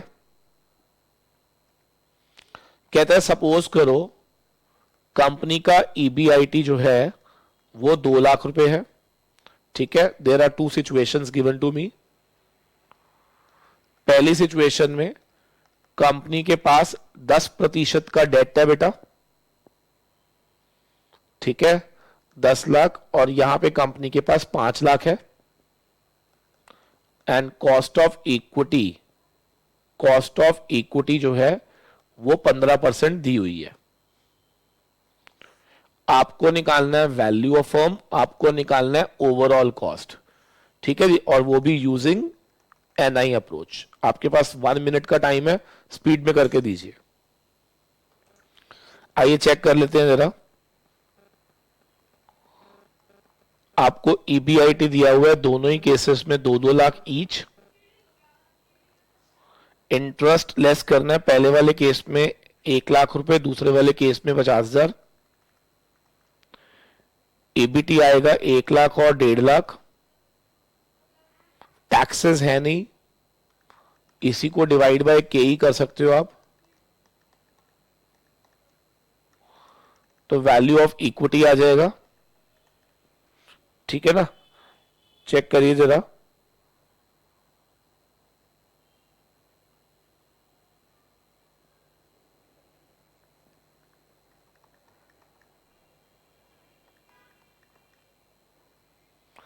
अब इसमें डेट ऐड कर देना है हमें, तो फर्म की वैल्यू आ जाएगी 16,66,667 और यहां 15 लाख। और अगर हमें केओ निकालना हो, 2 लाख डिवाइड बाय 66 लाख, 66,667। तो if I am not wrong this is approx 12.999, तो 12% भी बोल सकते हो आप। और दूसरे का है 2 लाख डिवाइड बाय 15 लाख, तो this is 13.33%। So I hope so you have noticed that value of the firm was higher in case of case 1 where debt was more. ठीक है जी, तो hence proved now. So answer बहुत बढ़िया, that's great. चलो बहुत बढ़िया. So I hope so NI approach is clear to everyone now. So according to NI approach, with rise in debt, KO will decline and value of firm will increase. And here is the proof कि इसको हमें किस तरीके से check करना था. Assumptions क्या थी? KD and KE will be constant, KD will be less than KE and there will be no taxes. Clear है? चलो next लिखेंगे बच्चे NOI approach, net operating income approach, NOI approach, net operating income approach. अब इसमें हमने क्या पढ़ा था, याद करते हैं जरा. एनओआई अप्रोच में अगर आपको याद हो तो मैंने आपको यह पढ़ाया था कि अकॉर्डिंग टू दिस अप्रोच एक कॉन्सेप्ट ऑफ न्यूट्रलाइजेशन बीच में आ जाता है बच्चे. न्यूट्रलाइजेशन. अब न्यूट्रलाइजेशन क्या होता था मैं आपको याद करा देता हूं. न्यूट्रलाइजेशन में हमने ये पढ़ा था कि जितना कंपनी डेट राइज करती चली जाएगी तो डेफिनेटली उतना कंपनी का रिस्क बढ़ता है, और कंपनी के रिस्क के बढ़ने की वजह से जो इक्विटी शेयर होल्डर्स है वो पैनिक करते हैं, जिसकी वजह से उनका केई राइज होता है. तो जो हमें बेनिफिट मिलना चाहिए था ड्यू टू डेट, क्या वो रीप आउट हो जाता है by rise in cost of equity, due to which overall cost remains constant and value of firm also remains constant. तो अगर आपको याद हो तो एनओआई अप्रोच के अकॉर्डिंगली इसका बहुत क्लियर सा कॉन्सेप्ट था कि अगर हम मोर एंड मोर डेट बढ़ा रहे हैं तो there will be no change in the value of firm, there will be no change in the overall cost, but yes KE increase हो जाएगा because with rise in debt there will be rise in risk, will definitely push करेगी किसको? KE को. तो crux ये था कि NOI के अकॉर्डिंगली डेट का बढ़ना हमारी वैल्यू ऑफ फर्म और KO पे कोई असर नहीं दिखाता, इनफैक्ट उससे KE बढ़ जाती है. ठीक है ना. तो ये हमारा कंक्लूजन था, और इसके अंदर जो मेन अजम्पशन थी वो यही थी. हाँ जी, कौन बताएगा? इसका जो मेन अजम्पशन था वो क्या था? न्यूट्रलाइजेशन. न्यूट्रलाइजेशन का मतलब क्या था कि जो हमें बेनिफिट्स मिलने चाहिए थे because of rise in debt, that will get reap out by rise in cost of equity, that is KE. Clear है? अगर आपको समझ आता हो तो याद करेंगे. इसकी थ्योरम को प्रूव करने के लिए भी हमें एक फॉर्मेट बताया गया था, वो भी आप लिख लीजिए. अच्छा, इसमें अगर आपको याद हो तो केडी कांस्टेंट होता था और केओ कांस्टेंट होता था. तो क्वेश्चन में ये दोनों गिवन होंगे. ठीक है ना. तो सपोज करो एक कंपनी है जिसका ईबीआईटी है 2 लाख और ओवरऑल कॉस्ट पहले से ही गिवन है हमें 10%. ठीक है ना. और डेट की अगर हम बात करते हैं तो इसमें 9% हमारे पास डेट आ रहा है. ठीक है. और 10 लाख का 9% डेट है और यहां पे 5 लाख का 9% डेट है. तो इसमें आपको केई निकालना है, वैल्यू ऑफ फर्म निकालना है. ठीक है ना. तो आपको याद होगा इसको हमने 2 स्टेप्स में पढ़ा था, if you remember. Step number 1 में हम लोग क्या कर रहे थे, सबसे पहले ईबीआईटी हम लिखते थे 2 लाख, देन केओ लिखते थे, दैट इज 10% ईच. ठीक है. और यहां से हमें डायरेक्ट वैल्यू ऑफ फर्म मिल जाता था डिवाइड करके, तो ये आ जाता था 20 लाख. और फिर इसमें से आप डेट माइनस करते थे, इसमें 10 इसमें 5, तो आपको यहां से वैल्यू ऑफ इक्विटी मिल जाती थी 10 और 15. आई एम वेरी श्योर आपको याद आ रहा है हम क्या पढ़ रहे हैं. ठीक है ना. और स्टेप नंबर 2 में आप निकालते थे केई. उसके लिए हम फिर से ईबीआईटी को पिक करते थे, लेस करते थे इंटरेस्ट फैक्टर. एक का 90,000 है, 90,000 आएगा ना. यस. दूसरे का 45,000. ये हमें ईबीटी मिल जाता था 2,10,000 ना, 1,10 और यहाँ पे 1,55. फिर हम वैल्यू ऑफ इक्विटी से डिवाइड करते थे टू गेट केई. और वैल्यू ऑफ इक्विटी आपने यहां निकाली है 10 लाख, यहां निकाली है 15 लाख. अब आप निकाल के देख लो, चेक करो केई हमारा क्या आ रहा है दोनों केसेस में. 1,10,000 डिवाइड बाय 10 लाख, सो 0.11. और यहां निकालेंगे 1,55 डिवाइड बाय 15 लाख, 10.33. तो मैंने जो बोला था उसको आप चेक कर सकते हो. जिसमें डेट ज्यादा होगा उसका केई ज्यादा होगा. रीजन मैंने आपको बता दिया, more and more debt, more and more risk, more and more risk, KE definitely बढ़ जाएगा. ठीक है ना. Overall cost will remain constant. Note कर लीजिए बेटा इसको। So that was your NOI approach, net operational income approach. Note करेंगे बच्चे, वेरी गुड, बहुत अच्छे बच्चे हैं।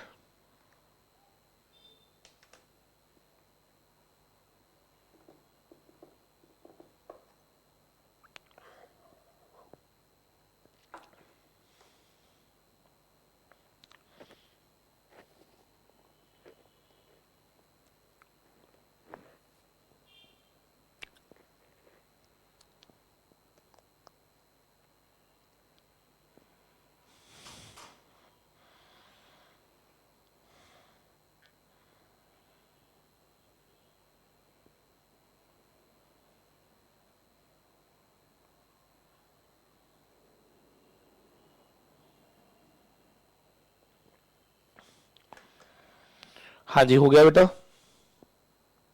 चलिए अब आगे बढ़ना है हमें। ऊपर हेडिंग डालेंगे ट्रेडिशनल थ्योरम।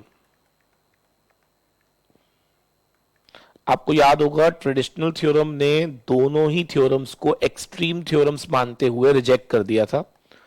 ट्रेडिशनल थ्योरम्स का मानना था कि ना तो कभी ऐसा होता है कि पूरी लाइफ डेट बढ़ता रहेगा और हमारा केई जो केओ है वो डिक्लाइन होता रहेगा एंड वैल्यू ऑफ फर्म बढ़ती रहेगी, और ना ही कभी ऐसा होता है कि इंस्टेंट ऐसा इंपैक्ट आ जाता है कि डेट का बढ़ना हमारे केओ पे और वैल्यू ऑफ फर्म पे कोई असर नहीं दिखाता।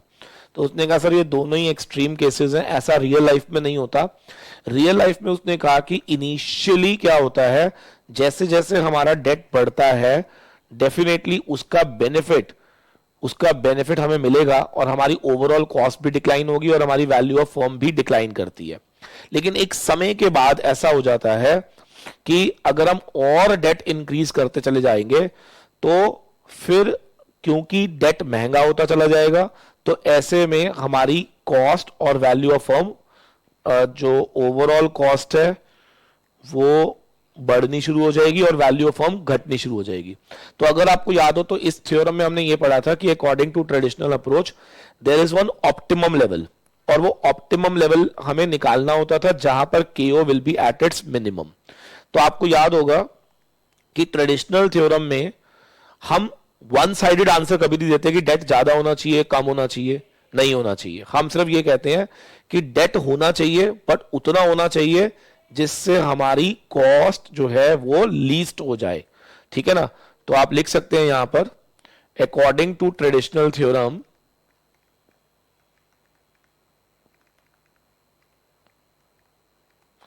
according to traditional theorem there should be optimum amount of debt in capital structure। हमारे कैपिटल स्ट्रक्चर में एक ऑप्टिमम अमाउंट ऑफ डेट होना चाहिए। ठीक है ना? एक ऑप्टिमम अमाउंट ऑफ डेट होना चाहिए हमारे कैपिटल स्ट्रक्चर में। ठीक है ना? ना तो हम ये बोलेंगे कि बहुत ज्यादा होना चाहिए, बहुत कम होना चाहिए। और अब ऑप्टिमम यहां पर क्या होगा, जहां पर हमारा केओ जो होगा वो एट इट्स लीस्ट होगा। जहां पे हमारा केओ जो होगा वो एट इट्स लीस्ट होगा। तो आपको याद होगा इसमें हमने क्या पढ़ा था, इसमें ना हम केओ निकालना सीखते थे। ठीक है ना? हर बार हर कैपिटल स्ट्रक्चर के ऊपर हम एक केओ निकालते थे और जहां पे हमारा केओ सबसे कम होता था वो हम ले लेते थे। और केओ निकालने के लिए इसके अंदर हम ये वाला फॉर्मूला भी यूज कर सकते हैं, KD into weight of debt, KE into weight of equity, if you remember this. ठीक है ना? ये हमने कॉस्ट ऑफ कैपिटल के चैप्टर में भी पढ़ा था। सो एक क्वेश्चन हम करेंगे ऑन ट्रेडिशनल थ्योरम, लिखेंगे जरा सारे। हाँ जी, everybody will write one question on traditional theorem. यहां पे लिखेंगे percentage of debt, percentage of equity, cost of debt, cost of equity. 0, 1, 18%, 0.1, 0.9,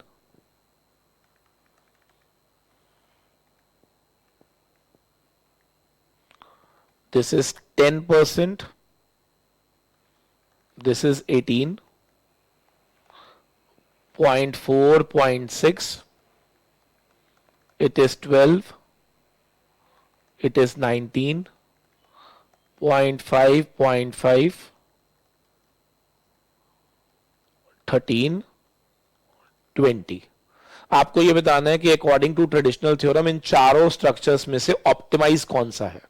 अपने आप करिए जरा फटाफट से। Okay fine. तो अगर इसका आंसर निकालना तो बताओ, फर्स्ट वाले केस में तो अगर हम वेट देखेंगे तो डेट तो है ही नहीं, तो क्या KO will be same as K is equal to 18%। Second case में देखेंगे डेट 0.1 है, उसका KD है 10% प्लस 0.9 इंटू 18%। ऐसे ही थर्ड वाले में देखेंगे 0.4 इंटू 12 प्लस 0.6 इंटू 19, और फोर्थ वाले में फिर लास्ट वाले में देखेंगे 0.5 into 13 plus 0.5 into 20। So you have to calculate all these, और जहां पे लीस्ट आएगा, किसका लीस्ट आया बेटा, सी में लीस्ट आया है ना, आप लोगों का आंसर है सी इज द लीस्ट। चलो very good. So I hope so traditional approach is clear to us. So will go for that where we are going to get the least KO, जहां पे हमारा KO सबसे कम होगा हम उसको opt करेंगे। बहुत बढ़िया। तो इस पूरे चैप्टर का लास्ट मॉडल था हमारा MM, मॉडिग्लानी Miller approach. Modigliani Miller, इसको अगर आपको याद हो तो मैंने कहा था कि ये एक्सटेंशन है ऑफ NOI, इसको हम एक्सटेंशन टू NOI भी बोलते हैं। एक्चुअली में NOI ने जो कहा उसका थोड़ा सा ये एक्सटेंडेड वर्जन है, ठीक है। इसमें हम लोग क्या करते थे कि अगर there is no taxes, without taxes अगर होगा, तो हमने ये पढ़ा था कि value of levered will be same as value of unlevered firms, ठीक है ना। यानी कि लिवर्ड कौन होता है बेटा, जिसमें डेट होता है, अनलिवर्ड कौन होता है, जिसमें डेट नहीं होता। तो उसने कहा लिवर्ड की वैल्यू जो होगी ना, that will be same as value of unlevered. तो इसमें हमें पहले क्या निकालना होता था, वैल्यू ऑफ अनलिवर्ड निकालनी होती थी। और वैल्यू ऑफ अनलिवर्ड निकालने का एक फॉर्मूला अगर आपको याद हो तो हमने क्या पढ़ा था, EBIT अपॉन में KO कर लो या KE कर लो, कारण क्योंकि अनलिवर्ड कंपनीज के अंदर KO and KE both are same. तो अगर हम पहले अनलिवर्ड की वैल्यू निकालेंगे और जो भी आएगा क्या वही वैल्यू ऑफ लिवर्ड बन जाता था, ऐसा हमने पढ़ा। लेकिन अगर प्रश्न में क्या दिए हुए हैं, टैक्सेस, तो हमने ये पढ़ा था कि value of levered will be equal to value of unlevered plus debt multiplied by tax rate. अगर आई एम वेरी श्योर आपको याद आ रहा है ये। और यहां पर जब हम अनलिवर्ड की वैल्यू निकालते थे तो उसका फॉर्मूला था EBIT upon into 1 minus tax rate, ठीक है ना। अनलिवर्ड का formula EBIT into 1 minus tax rate upon में KE KO कुछ भी करो, तो यहां पे हमारे पास वैल्यू ऑफ अनलिवर्ड आ जाती थी। फिर उसको हम प्लस करके इससे मल्टीप्लाई करके तो हमारे पास वैल्यू आ जाती थी किसकी, लिवर्ड की। So this is how do we calculate find out the relationship between levered and unlevered in case of MM approach. In other way round, simplified way में अगर मैं आपको बोलूं तो MM का भी यही मानना था, न्यूट्रलाइजेशन होगी अगर टैक्स नहीं है तो। अगर टैक्स नहीं है तो कंपनी में डेट हो, कंपनी में डेट ना हो, कोई फर्क नहीं पड़ता, वैल्यू विल बी सेम। लेकिन अगर टैक्सेस गिवन है तो लिवर्ड की वैल्यू ज्यादा होगी, किससे, अनलिवर्ड से। कितनी ज्यादा होगी, जितना debt multiplied by tax rate करके वैल्यू आएगा, ठीक है ना। इसका लॉजिक, इसके पीछे रीजन और इसका डेरिवेशन मैंने क्लास में दिया हुआ है, सिर्फ हमें फॉर्मूला फिलहाल करना था because this is revision class, ठीक है जी। चलो I am giving you one question, you need to attempt it, ठीक है। लिखो जरा। कहता है दो फर्म्स हैं A और B, ठीक है, और ये दोनों फर्म्स जो है वो आइडेंटिकल फर्म्स है, जिसमें से A अनलिवर्ड है और B लिवर्ड है। याद रखना, लिवर्ड क्या होता था, जिसमें डेट होता है, अनलिवर्ड क्या होता है, जिसमें डेट नहीं होता, ठीक है ना। अब वो हमारे को क्या बता रहा है कि A का EBIT है 2 लाख रुपए। याद रखना आइडेंटिकल है तो दोनों का EBIT तो सेम ही है, ठीक है सर। डेट की अगर हम बात करें तो इसका 9% डेट, इसका तो 0 होगा, और इसका है 10 लाख, ठीक है।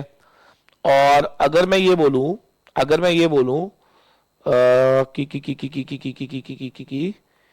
KE दिया हुआ है, KE दिया हुआ है सिर्फ, ठीक है ना, KE दिया हुआ है 15%, इसका नहीं दिया हुआ कुछ भी।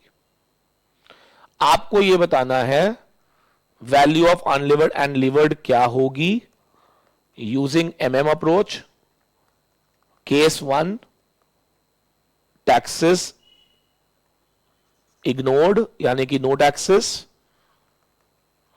Case 2 when taxes are 30%। फटाफट से कर दो जरा इसको, जल्दी जल्दी। वेरी गुड, बहुत अच्छे बच्चे हैं।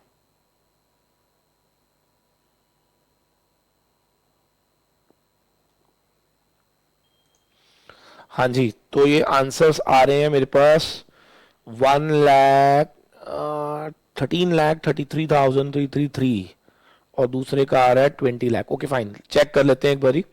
आप मुझे तो पहले किसकी वैल्यू निकालोगे बेटा? अनलिवर्ड की, ठीक है ना। पहले इन एनी केस आपको अनलिवर्ड की ही वैल्यू निकालनी है अकॉर्डिंग टू एमएम अप्रोच। तो मुझे बताओ वैल्यू ऑफ अनलिवर्ड का फॉर्मूला क्या है मेरे पास? In case of there is no taxes, it's very simple, EBIT upon में ईबीआईटी करेंगे, डिवाइड बाय क्या करेंगे हम? जल्दी बोलो, केई कर देंगे, क्योंकि केई केओ बोथ आर सेम। तो यहाँ पे 2 लाख डिवाइड बाय 0.15 करेंगे, 13 3 आ जाएगा, ठीक है ना। और वैल्यू ऑफ लिवर्ड यहां पर क्या होगा? सेम ही होगा बेटा। क्यों सेम होगा? क्योंकि देयर इज नो टैक्स, और मैंने क्या कहा था, जब टैक्सेस ना हो levered and unlevered both are same. अच्छा, अगर टैक्सेस गिवन हुए हैं केस 2, तो उसके अंदर जब हम अनलिवर्ड की वैल्यू निकालेंगे वो कितनी आएगी? अनलिवर्ड की value that will B 2 lakh into 1 minus tax rate. Tax rate is tax rate कहां गया? 30%, ठीक है ना। डिवाइड बाय करेंगे 0.15, तो that will B 1,40,000 divide by 0.15 कितना आएगा बताओ?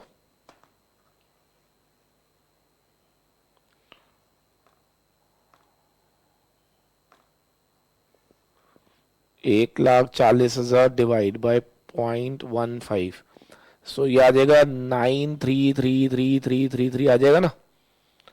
और जब हम लिवर्ड की वैल्यू निकालेंगे तो इसी में आप प्लस कर देना डेट इनटू टैक्स रेट, ठीक है ना, 3 लाख रुपए, तो 12,33,333। कुछ गड़बड़ तो नहीं करी ना? ईबीआईटी ईबीआईटी ईबीआईटी मेरे ख्याल से तो सही है, ठीक है। चेक कर लेते हैं एक बारी, बिल्कुल सही है।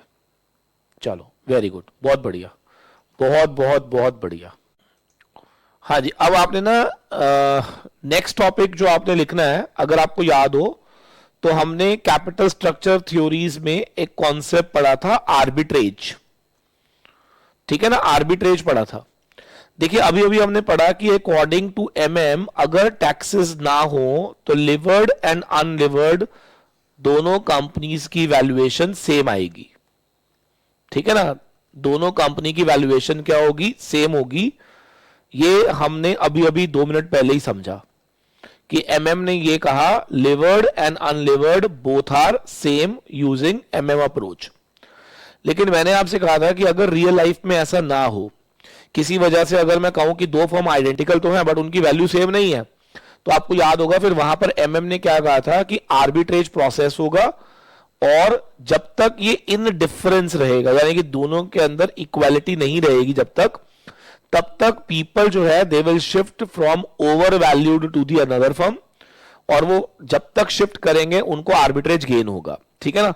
तो इसके ऊपर एक छोटा सा क्वेश्चन हम करेंगे, हमारा कैपिटल स्ट्रक्चर थ्योरीज पूरा खत्म हो जाएगा। लिखो जरा सारे। Suppose we have 2 types of firms with us, A limited and B limited, ठीक है। और नंबर ऑफ इक्विटी शेयर्स हमें गिवन है, एक के 90,000 है और एक के 1.5 लाख है। मार्केट प्राइस दिया हुआ है 15 रुपए और इसका 9 रुपए। 6% डिवेंचर है 8 लाख और इसमें नहीं है। ईपीआईटी दिया हुआ है दोनों का ही 2 lakh because they both are identical. Pay out ratio 100% है यानी कि दोनों ही अपना डिविडेंड 100% डिस्ट्रीब्यूट कर देते हैं। आपको बताना है, एक्सप्लेन करो how investor holding 10% shares in A Limited will be better by switching to B Limited। ये क्वेश्चन है बेटा, ठीक है ना। तो अब इसको हम कैसे सॉल्व करते थे, जरा 2 मिनट बस मेरे को फॉलो करना है आपने, ठीक है। I will take just 2 minutes. आप एक काम करेंगे, सबसे पहले आप क्या निकालेंगे, वैल्यू ऑफ ए लिमिटेड की वैल्यू निकालेंगे जो कि लिवर्ड थी। फिर आप निकालेंगे वैल्यू ऑफ बी लिमिटेड जो कि अनलिवर्ड थी, ठीक है ना। आपने वैल्यू निकालनी है, क्योंकि क्वेश्चन में टैक्सेस नहीं दिए हुए, तो क्या दोनों की वैल्यू सेम आनी चाहिए इफ दे आर आइडेंटिकल। तो चेक करते हैं सेम आ रही है या नहीं आ रही। लिवर्ड का मतलब हो गया डेट प्लस इक्विटी, अनलिवर्ड में खाली इक्विटी। चलिए, डेट कितना है 8 लाख, और इक्विटी कितना है 90,000 इंटू 15। और यहां पे मुझे बताओ इक्विटी कितना है 1.5 लाख इंटू 9। तो इसको सॉल्व करेंगे जब आप, 13,50,000 प्लस 8 लाख, 21,50, और यहां पर आएगा 13,50। तो साफ देखने को पता चल रहा है levered and unlevered both are not same. तो मैंने क्या कहा था, अकॉर्डिंग टू एमएम जब भी डिसइक्विलिब्रियम आएगा तो क्या अपॉर्चुनिटी टू आर्बिट्रेज आ जाएगा। And who will tell me according to this, जब हम अपॉर्चुनिटी टू आर्बिट्रेज बोलते हैं, क्या लिवर्ड फर्म के लोग यानी कि ए लिमिटेड के लोग भागेंगे किसकी ओर, बी लिमिटेड पे। अब वो यही कह रहा है कि आप ये प्रूव करके दिखाओ, यहां से एक इन्वेस्टर जिसके पास 10% शेयर्स थे वो किस तरह से बेटर हो जाएगा बाय शिफ्टिंग टू बी। तो अगर हम इसको प्रूव कैसे करते थे, जरा स्टेप्स पहले समझ लेना, बाद में नोट करने का टाइम दूंगा मैं। स्टेप नंबर 1 में हम यहां पे लिखते थे amount receivable by selling 10% shares in A limited. अब आप मुझे बताओ ए लिमिटेड के अंदर टोटल शेयर है 90,000, अब 10% शेयर यानी कि 9,000 वो बेच देगा, तो उसके पास 135 आ जाएंगे। स्टेप नंबर 2 में मैंने आपको सिखाया था, बताओ अमाउंट ऑफ प्रॉफिट्स जो उसको लॉस होगा। तो वो कैसे निकालते थे याद करेंगे, प्रॉफिट 2 लाख था, जिसमें से पहले डिबेंचर वालों को 48,000 देना था, 152 बचा, उसका 10% उस आदमी का था, तो 15,200। इसका मतलब ये आदमी शिफ्ट करने के लिए पहले शेयर बेचता है, बट शेयर बेचने की वजह से उसको 15,200 का लॉस हो जाता है। स्टेप नंबर 3 में फिर हम लोगों ने पढ़ा amount required to gate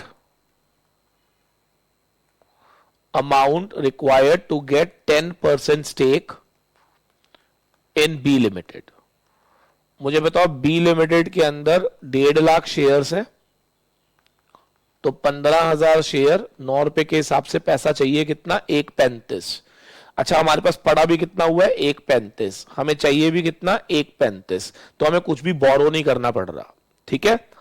step number 4 में आप निकालेंगे प्रॉफिट्स फ्रॉम बी लिमिटेड। आपको बी से कितना पैसा मिलेगा ये आपने बताना है।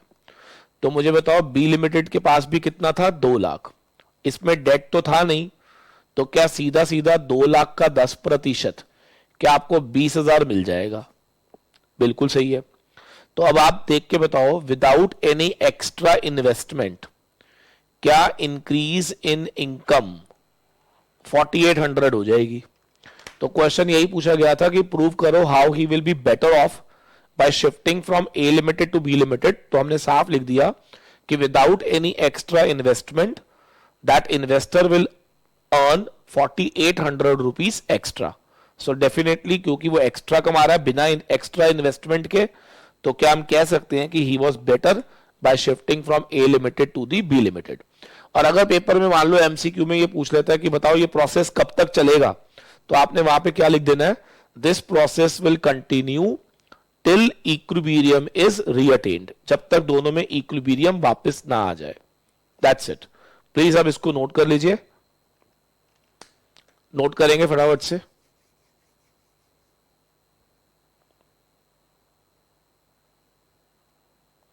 स्टेप नंबर 1 में लिवर्ड और अनलिवर्ड की वैल्यू निकालनी है, और अगर वो अनइक्वल है तो आर्बिट्रेज पॉसिबल होगा, ध्यान रखना। और कहां से लोग कहां पे शिफ्ट करेंगे, ओवर वैल्यूड फर्म्स जितनी भी हैं वहां से शिफ्टिंग होगी टुवर्ड्स दी अदर फर्म्स जो कि आइडेंटिकल है। ये नोट कर लीजिए।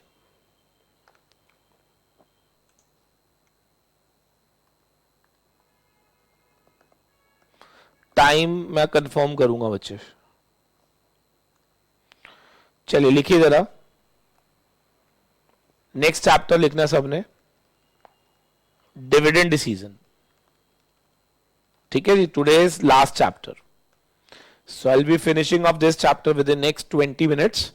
ठीक है, और आपका आज होमवर्क है पूरी यूनिट 1 पूरी रिवाइज करनी है। Although I have not revised cost of capital with you and time value of money, but I know कि वो आपको अच्छे से आता है, तो वो आप अपने आप खुद से करोगे।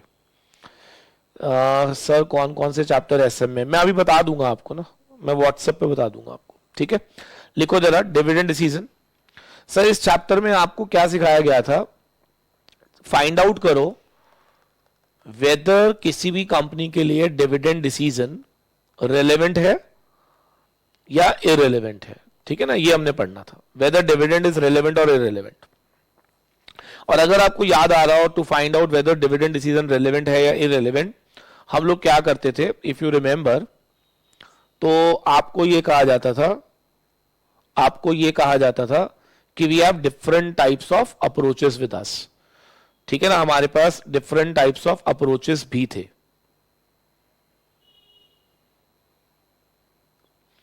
अब वो डिफरेंट टाइप्स ऑफ अप्रोचेस कौन कौन से थे याद करेंगे। एक हम लोगों ने, अगर आपको याद हो तो, एक तो पढ़ा था वॉल्टर मॉडल, एक गॉर्डन पढ़ा था आपने।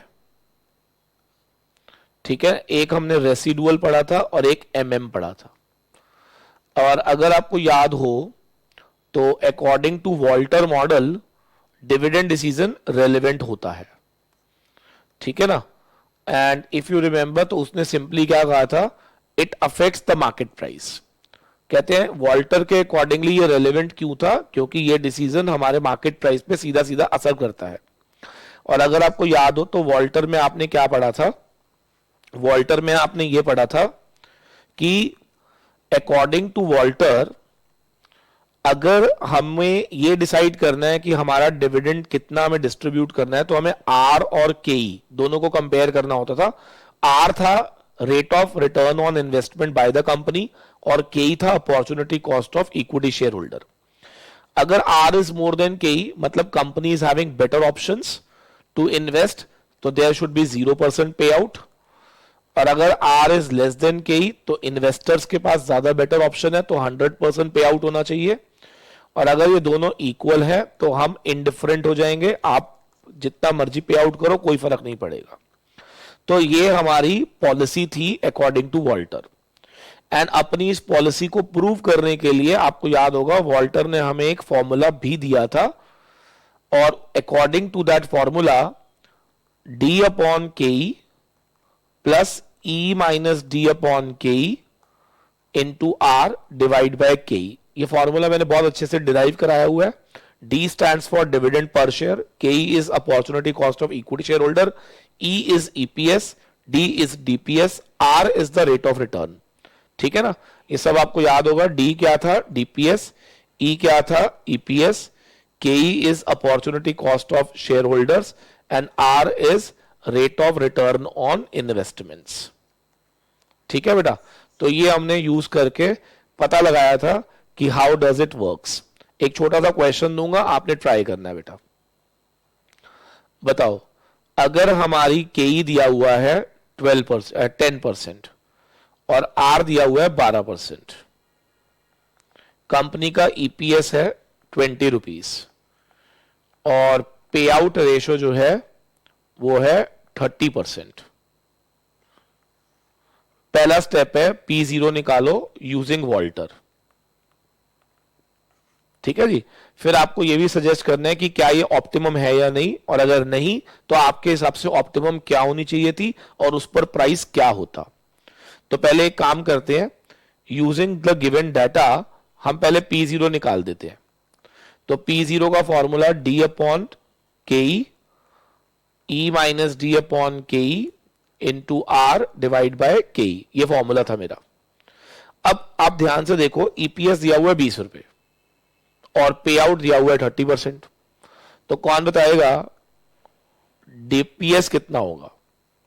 ईपीएस इंटू पे आउट, 20 रुपए का 30% 6 रुपए, तो 6 रुपए अपॉन 0.10, 20 रुपए माइनस 6 रुपए upon 0.10 into R 0.12 divide by 0.10, तो ये हो जाएगा 60,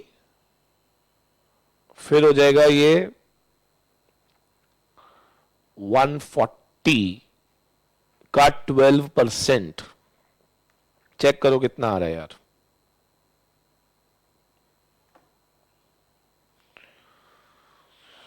हो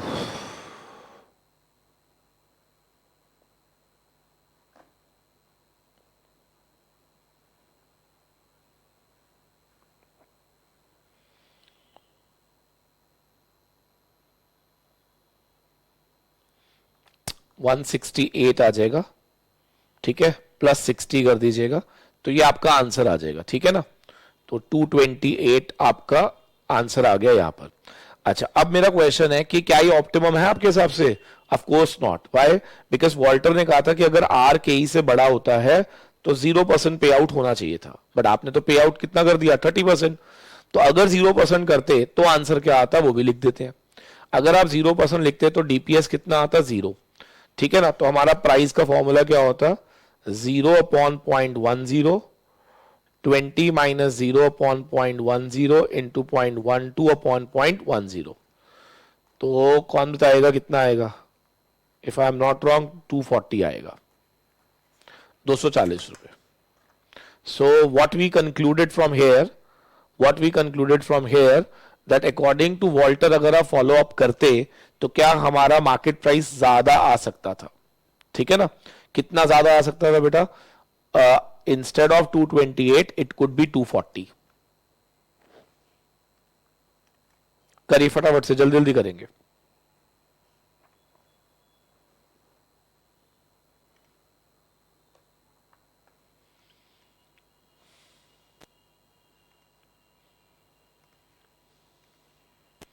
ठीक है बच्चे, अब पता है क्या ये सब बेनिफिट कब होगा? अगर आज आप इसको इमीडिएट बेसिस पे चारों चैप्टर को मेरी क्लास खत्म होने के बाद वाइंड अप करोगे अपनी तरफ से, तब आपको फील आएगा कि यस अब हमारे ये चारों चैप्टर हो गए हैं।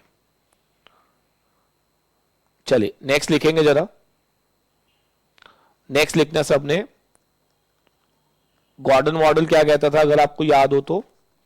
सर इसका भी सेम मानना था कि ये एक रेलेवेंट डिसीजन है।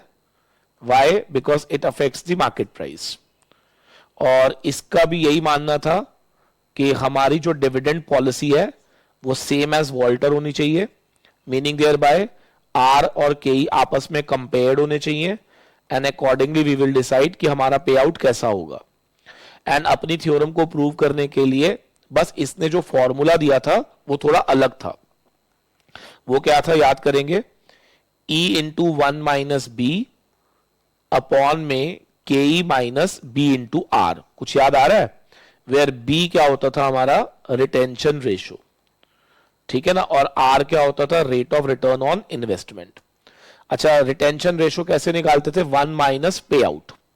इसका मतलब अगर कंपनी पे आउट दे रही है 60% का तो रिटेंशन विल बी 40%। अगर कंपनी पे आउट दे रही है 70% का तो रिटेंशन विल बी 30%, ठीक है ना।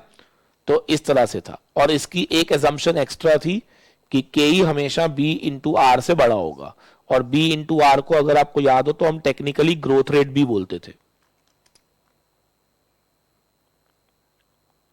ठीक है ना। इसकी assumptions were same as Walter model, only one assumption was extra, that is ke will be more than b into r। ठीक है बेटा, assumptions याद रखना कैपिटल स्ट्रक्चर थ्योरीज की भी और डिविडेंड पॉलिसी में। हर डिविडेंड जो भी पॉलिसी पढ़ रहे हो आप, सबकी assumptions जरूर पढ़ लीजिएगा, ये पेपर में जरूर आती है बेटा। अच्छा, कौन मुझे बताएगा अकॉर्डिंग टू रेसिडुअल अप्रोच, जब हम रेसिडुअल अप्रोच पढ़ते थे तो वहां पर आपको क्या पढ़ाया गया था, क्या डिविडेंड हमारे लिए क्या प्राइमरी डिसीजन है या रेसिडुअल? इसका रीजन उन्होंने क्या बताया था, उन्होंने कहा था कि किसी भी कंपनी के लिए सबसे जो इंपॉर्टेंस होता है वो किस चीज के लिए होता है, इन्वेस्टमेंट डिसीजन। याद रखना, कोई भी कंपनी की जो ग्रोथ होती है वो उसकी इन्वेस्टमेंट पॉलिसी पे बेस्ड होती है, तो उसके लिए फर्स्ट प्रायोरिटी क्या होती है, इन्वेस्टमेंट डिसीजन। तो इसीलिए अकॉर्डिंग टू रेसिडुअल अप्रोच जो डिविडेंड है ना हमारा, वो एक रेसिडुअल होता है, यानी कि उसको हम प्राइमरी नहीं मानते। अगर कुछ बचेगा तो हम डिविडेंड दे देंगे, लेकिन अगर हमने पैसा कमाया तो उसे हम पहले कहां यूज करेंगे, अपने इन्वेस्टमेंट्स में यूज करेंगे, और इन्वेस्टमेंट अपॉर्चुनिटीज खत्म होने के बाद अगर कुछ बचेगा तो we will be using it for the dividend purposes. तो according to residual approach dividend decision बिल्कुल रेलेवेंट नहीं होता, ये एक इररेलेवेंट डिसीजन है। किसी भी कंपनी के लिए रेलेवेंट क्या होता है, इन्वेस्टमेंट डिसीजन, ये ध्यान रखना है। ठीक है ना, मैंने पूरी कहानी इसके पीछे सुनाई हुई है, क्योंकि एक इन्वेस्टर जो होता है उसको रिटर्न से मतलब होता है, ना कि फॉर्म ऑफ रिटर्न से। उसको इस बात से कोई मतलब नहीं है कि आप उसको कैपिटल एप्रिसिएशन दे रहे हो या उसको आप income in the form of dividend दे रहे हो। तो इसीलिए एक इन्वेस्टर हमेशा क्या मांगता है हमसे, रिटर्न मांगता है, और रिटर्न हमेशा किस पर बेस्ड होती है, इन्वेस्टमेंट पर।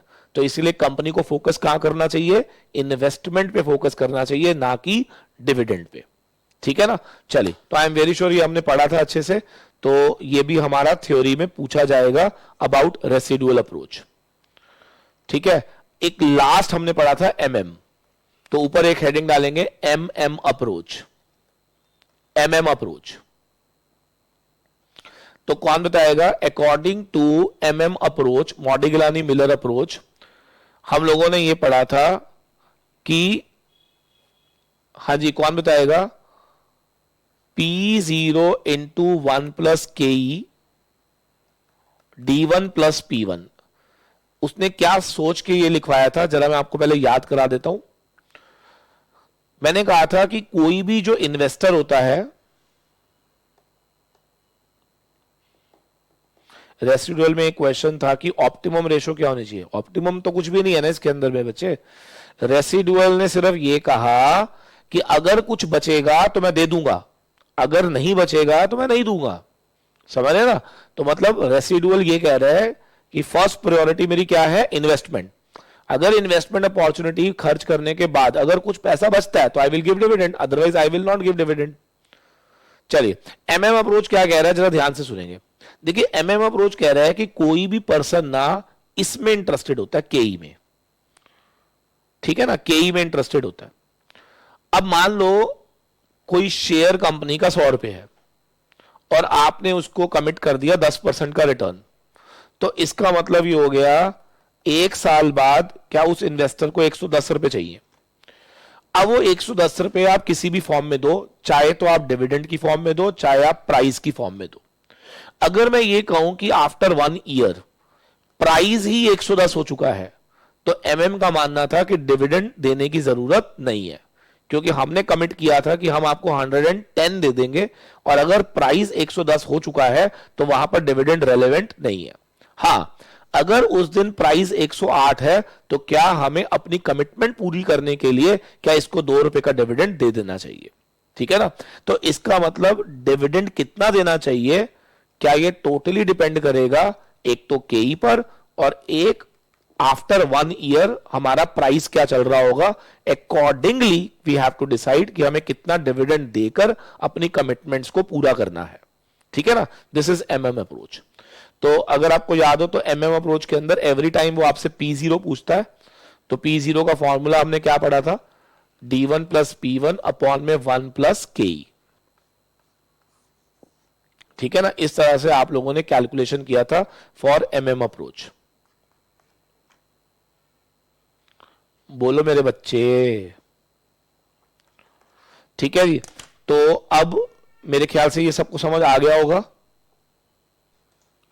चलिए, तो I am very sure now every chapter जो भी मैंने कराया it's all clear now, and I want कि इसको आप रिवीजन क्लास को मजाक में मत लीजिएगा, बिकॉज आपके पास समय नहीं है एंड ये जो चैप्टर्स मैं आपको रिवाइज करा रहा हूं इसको आप नहीं कर पाओगे खुद से बैठकर, ठीक है ना।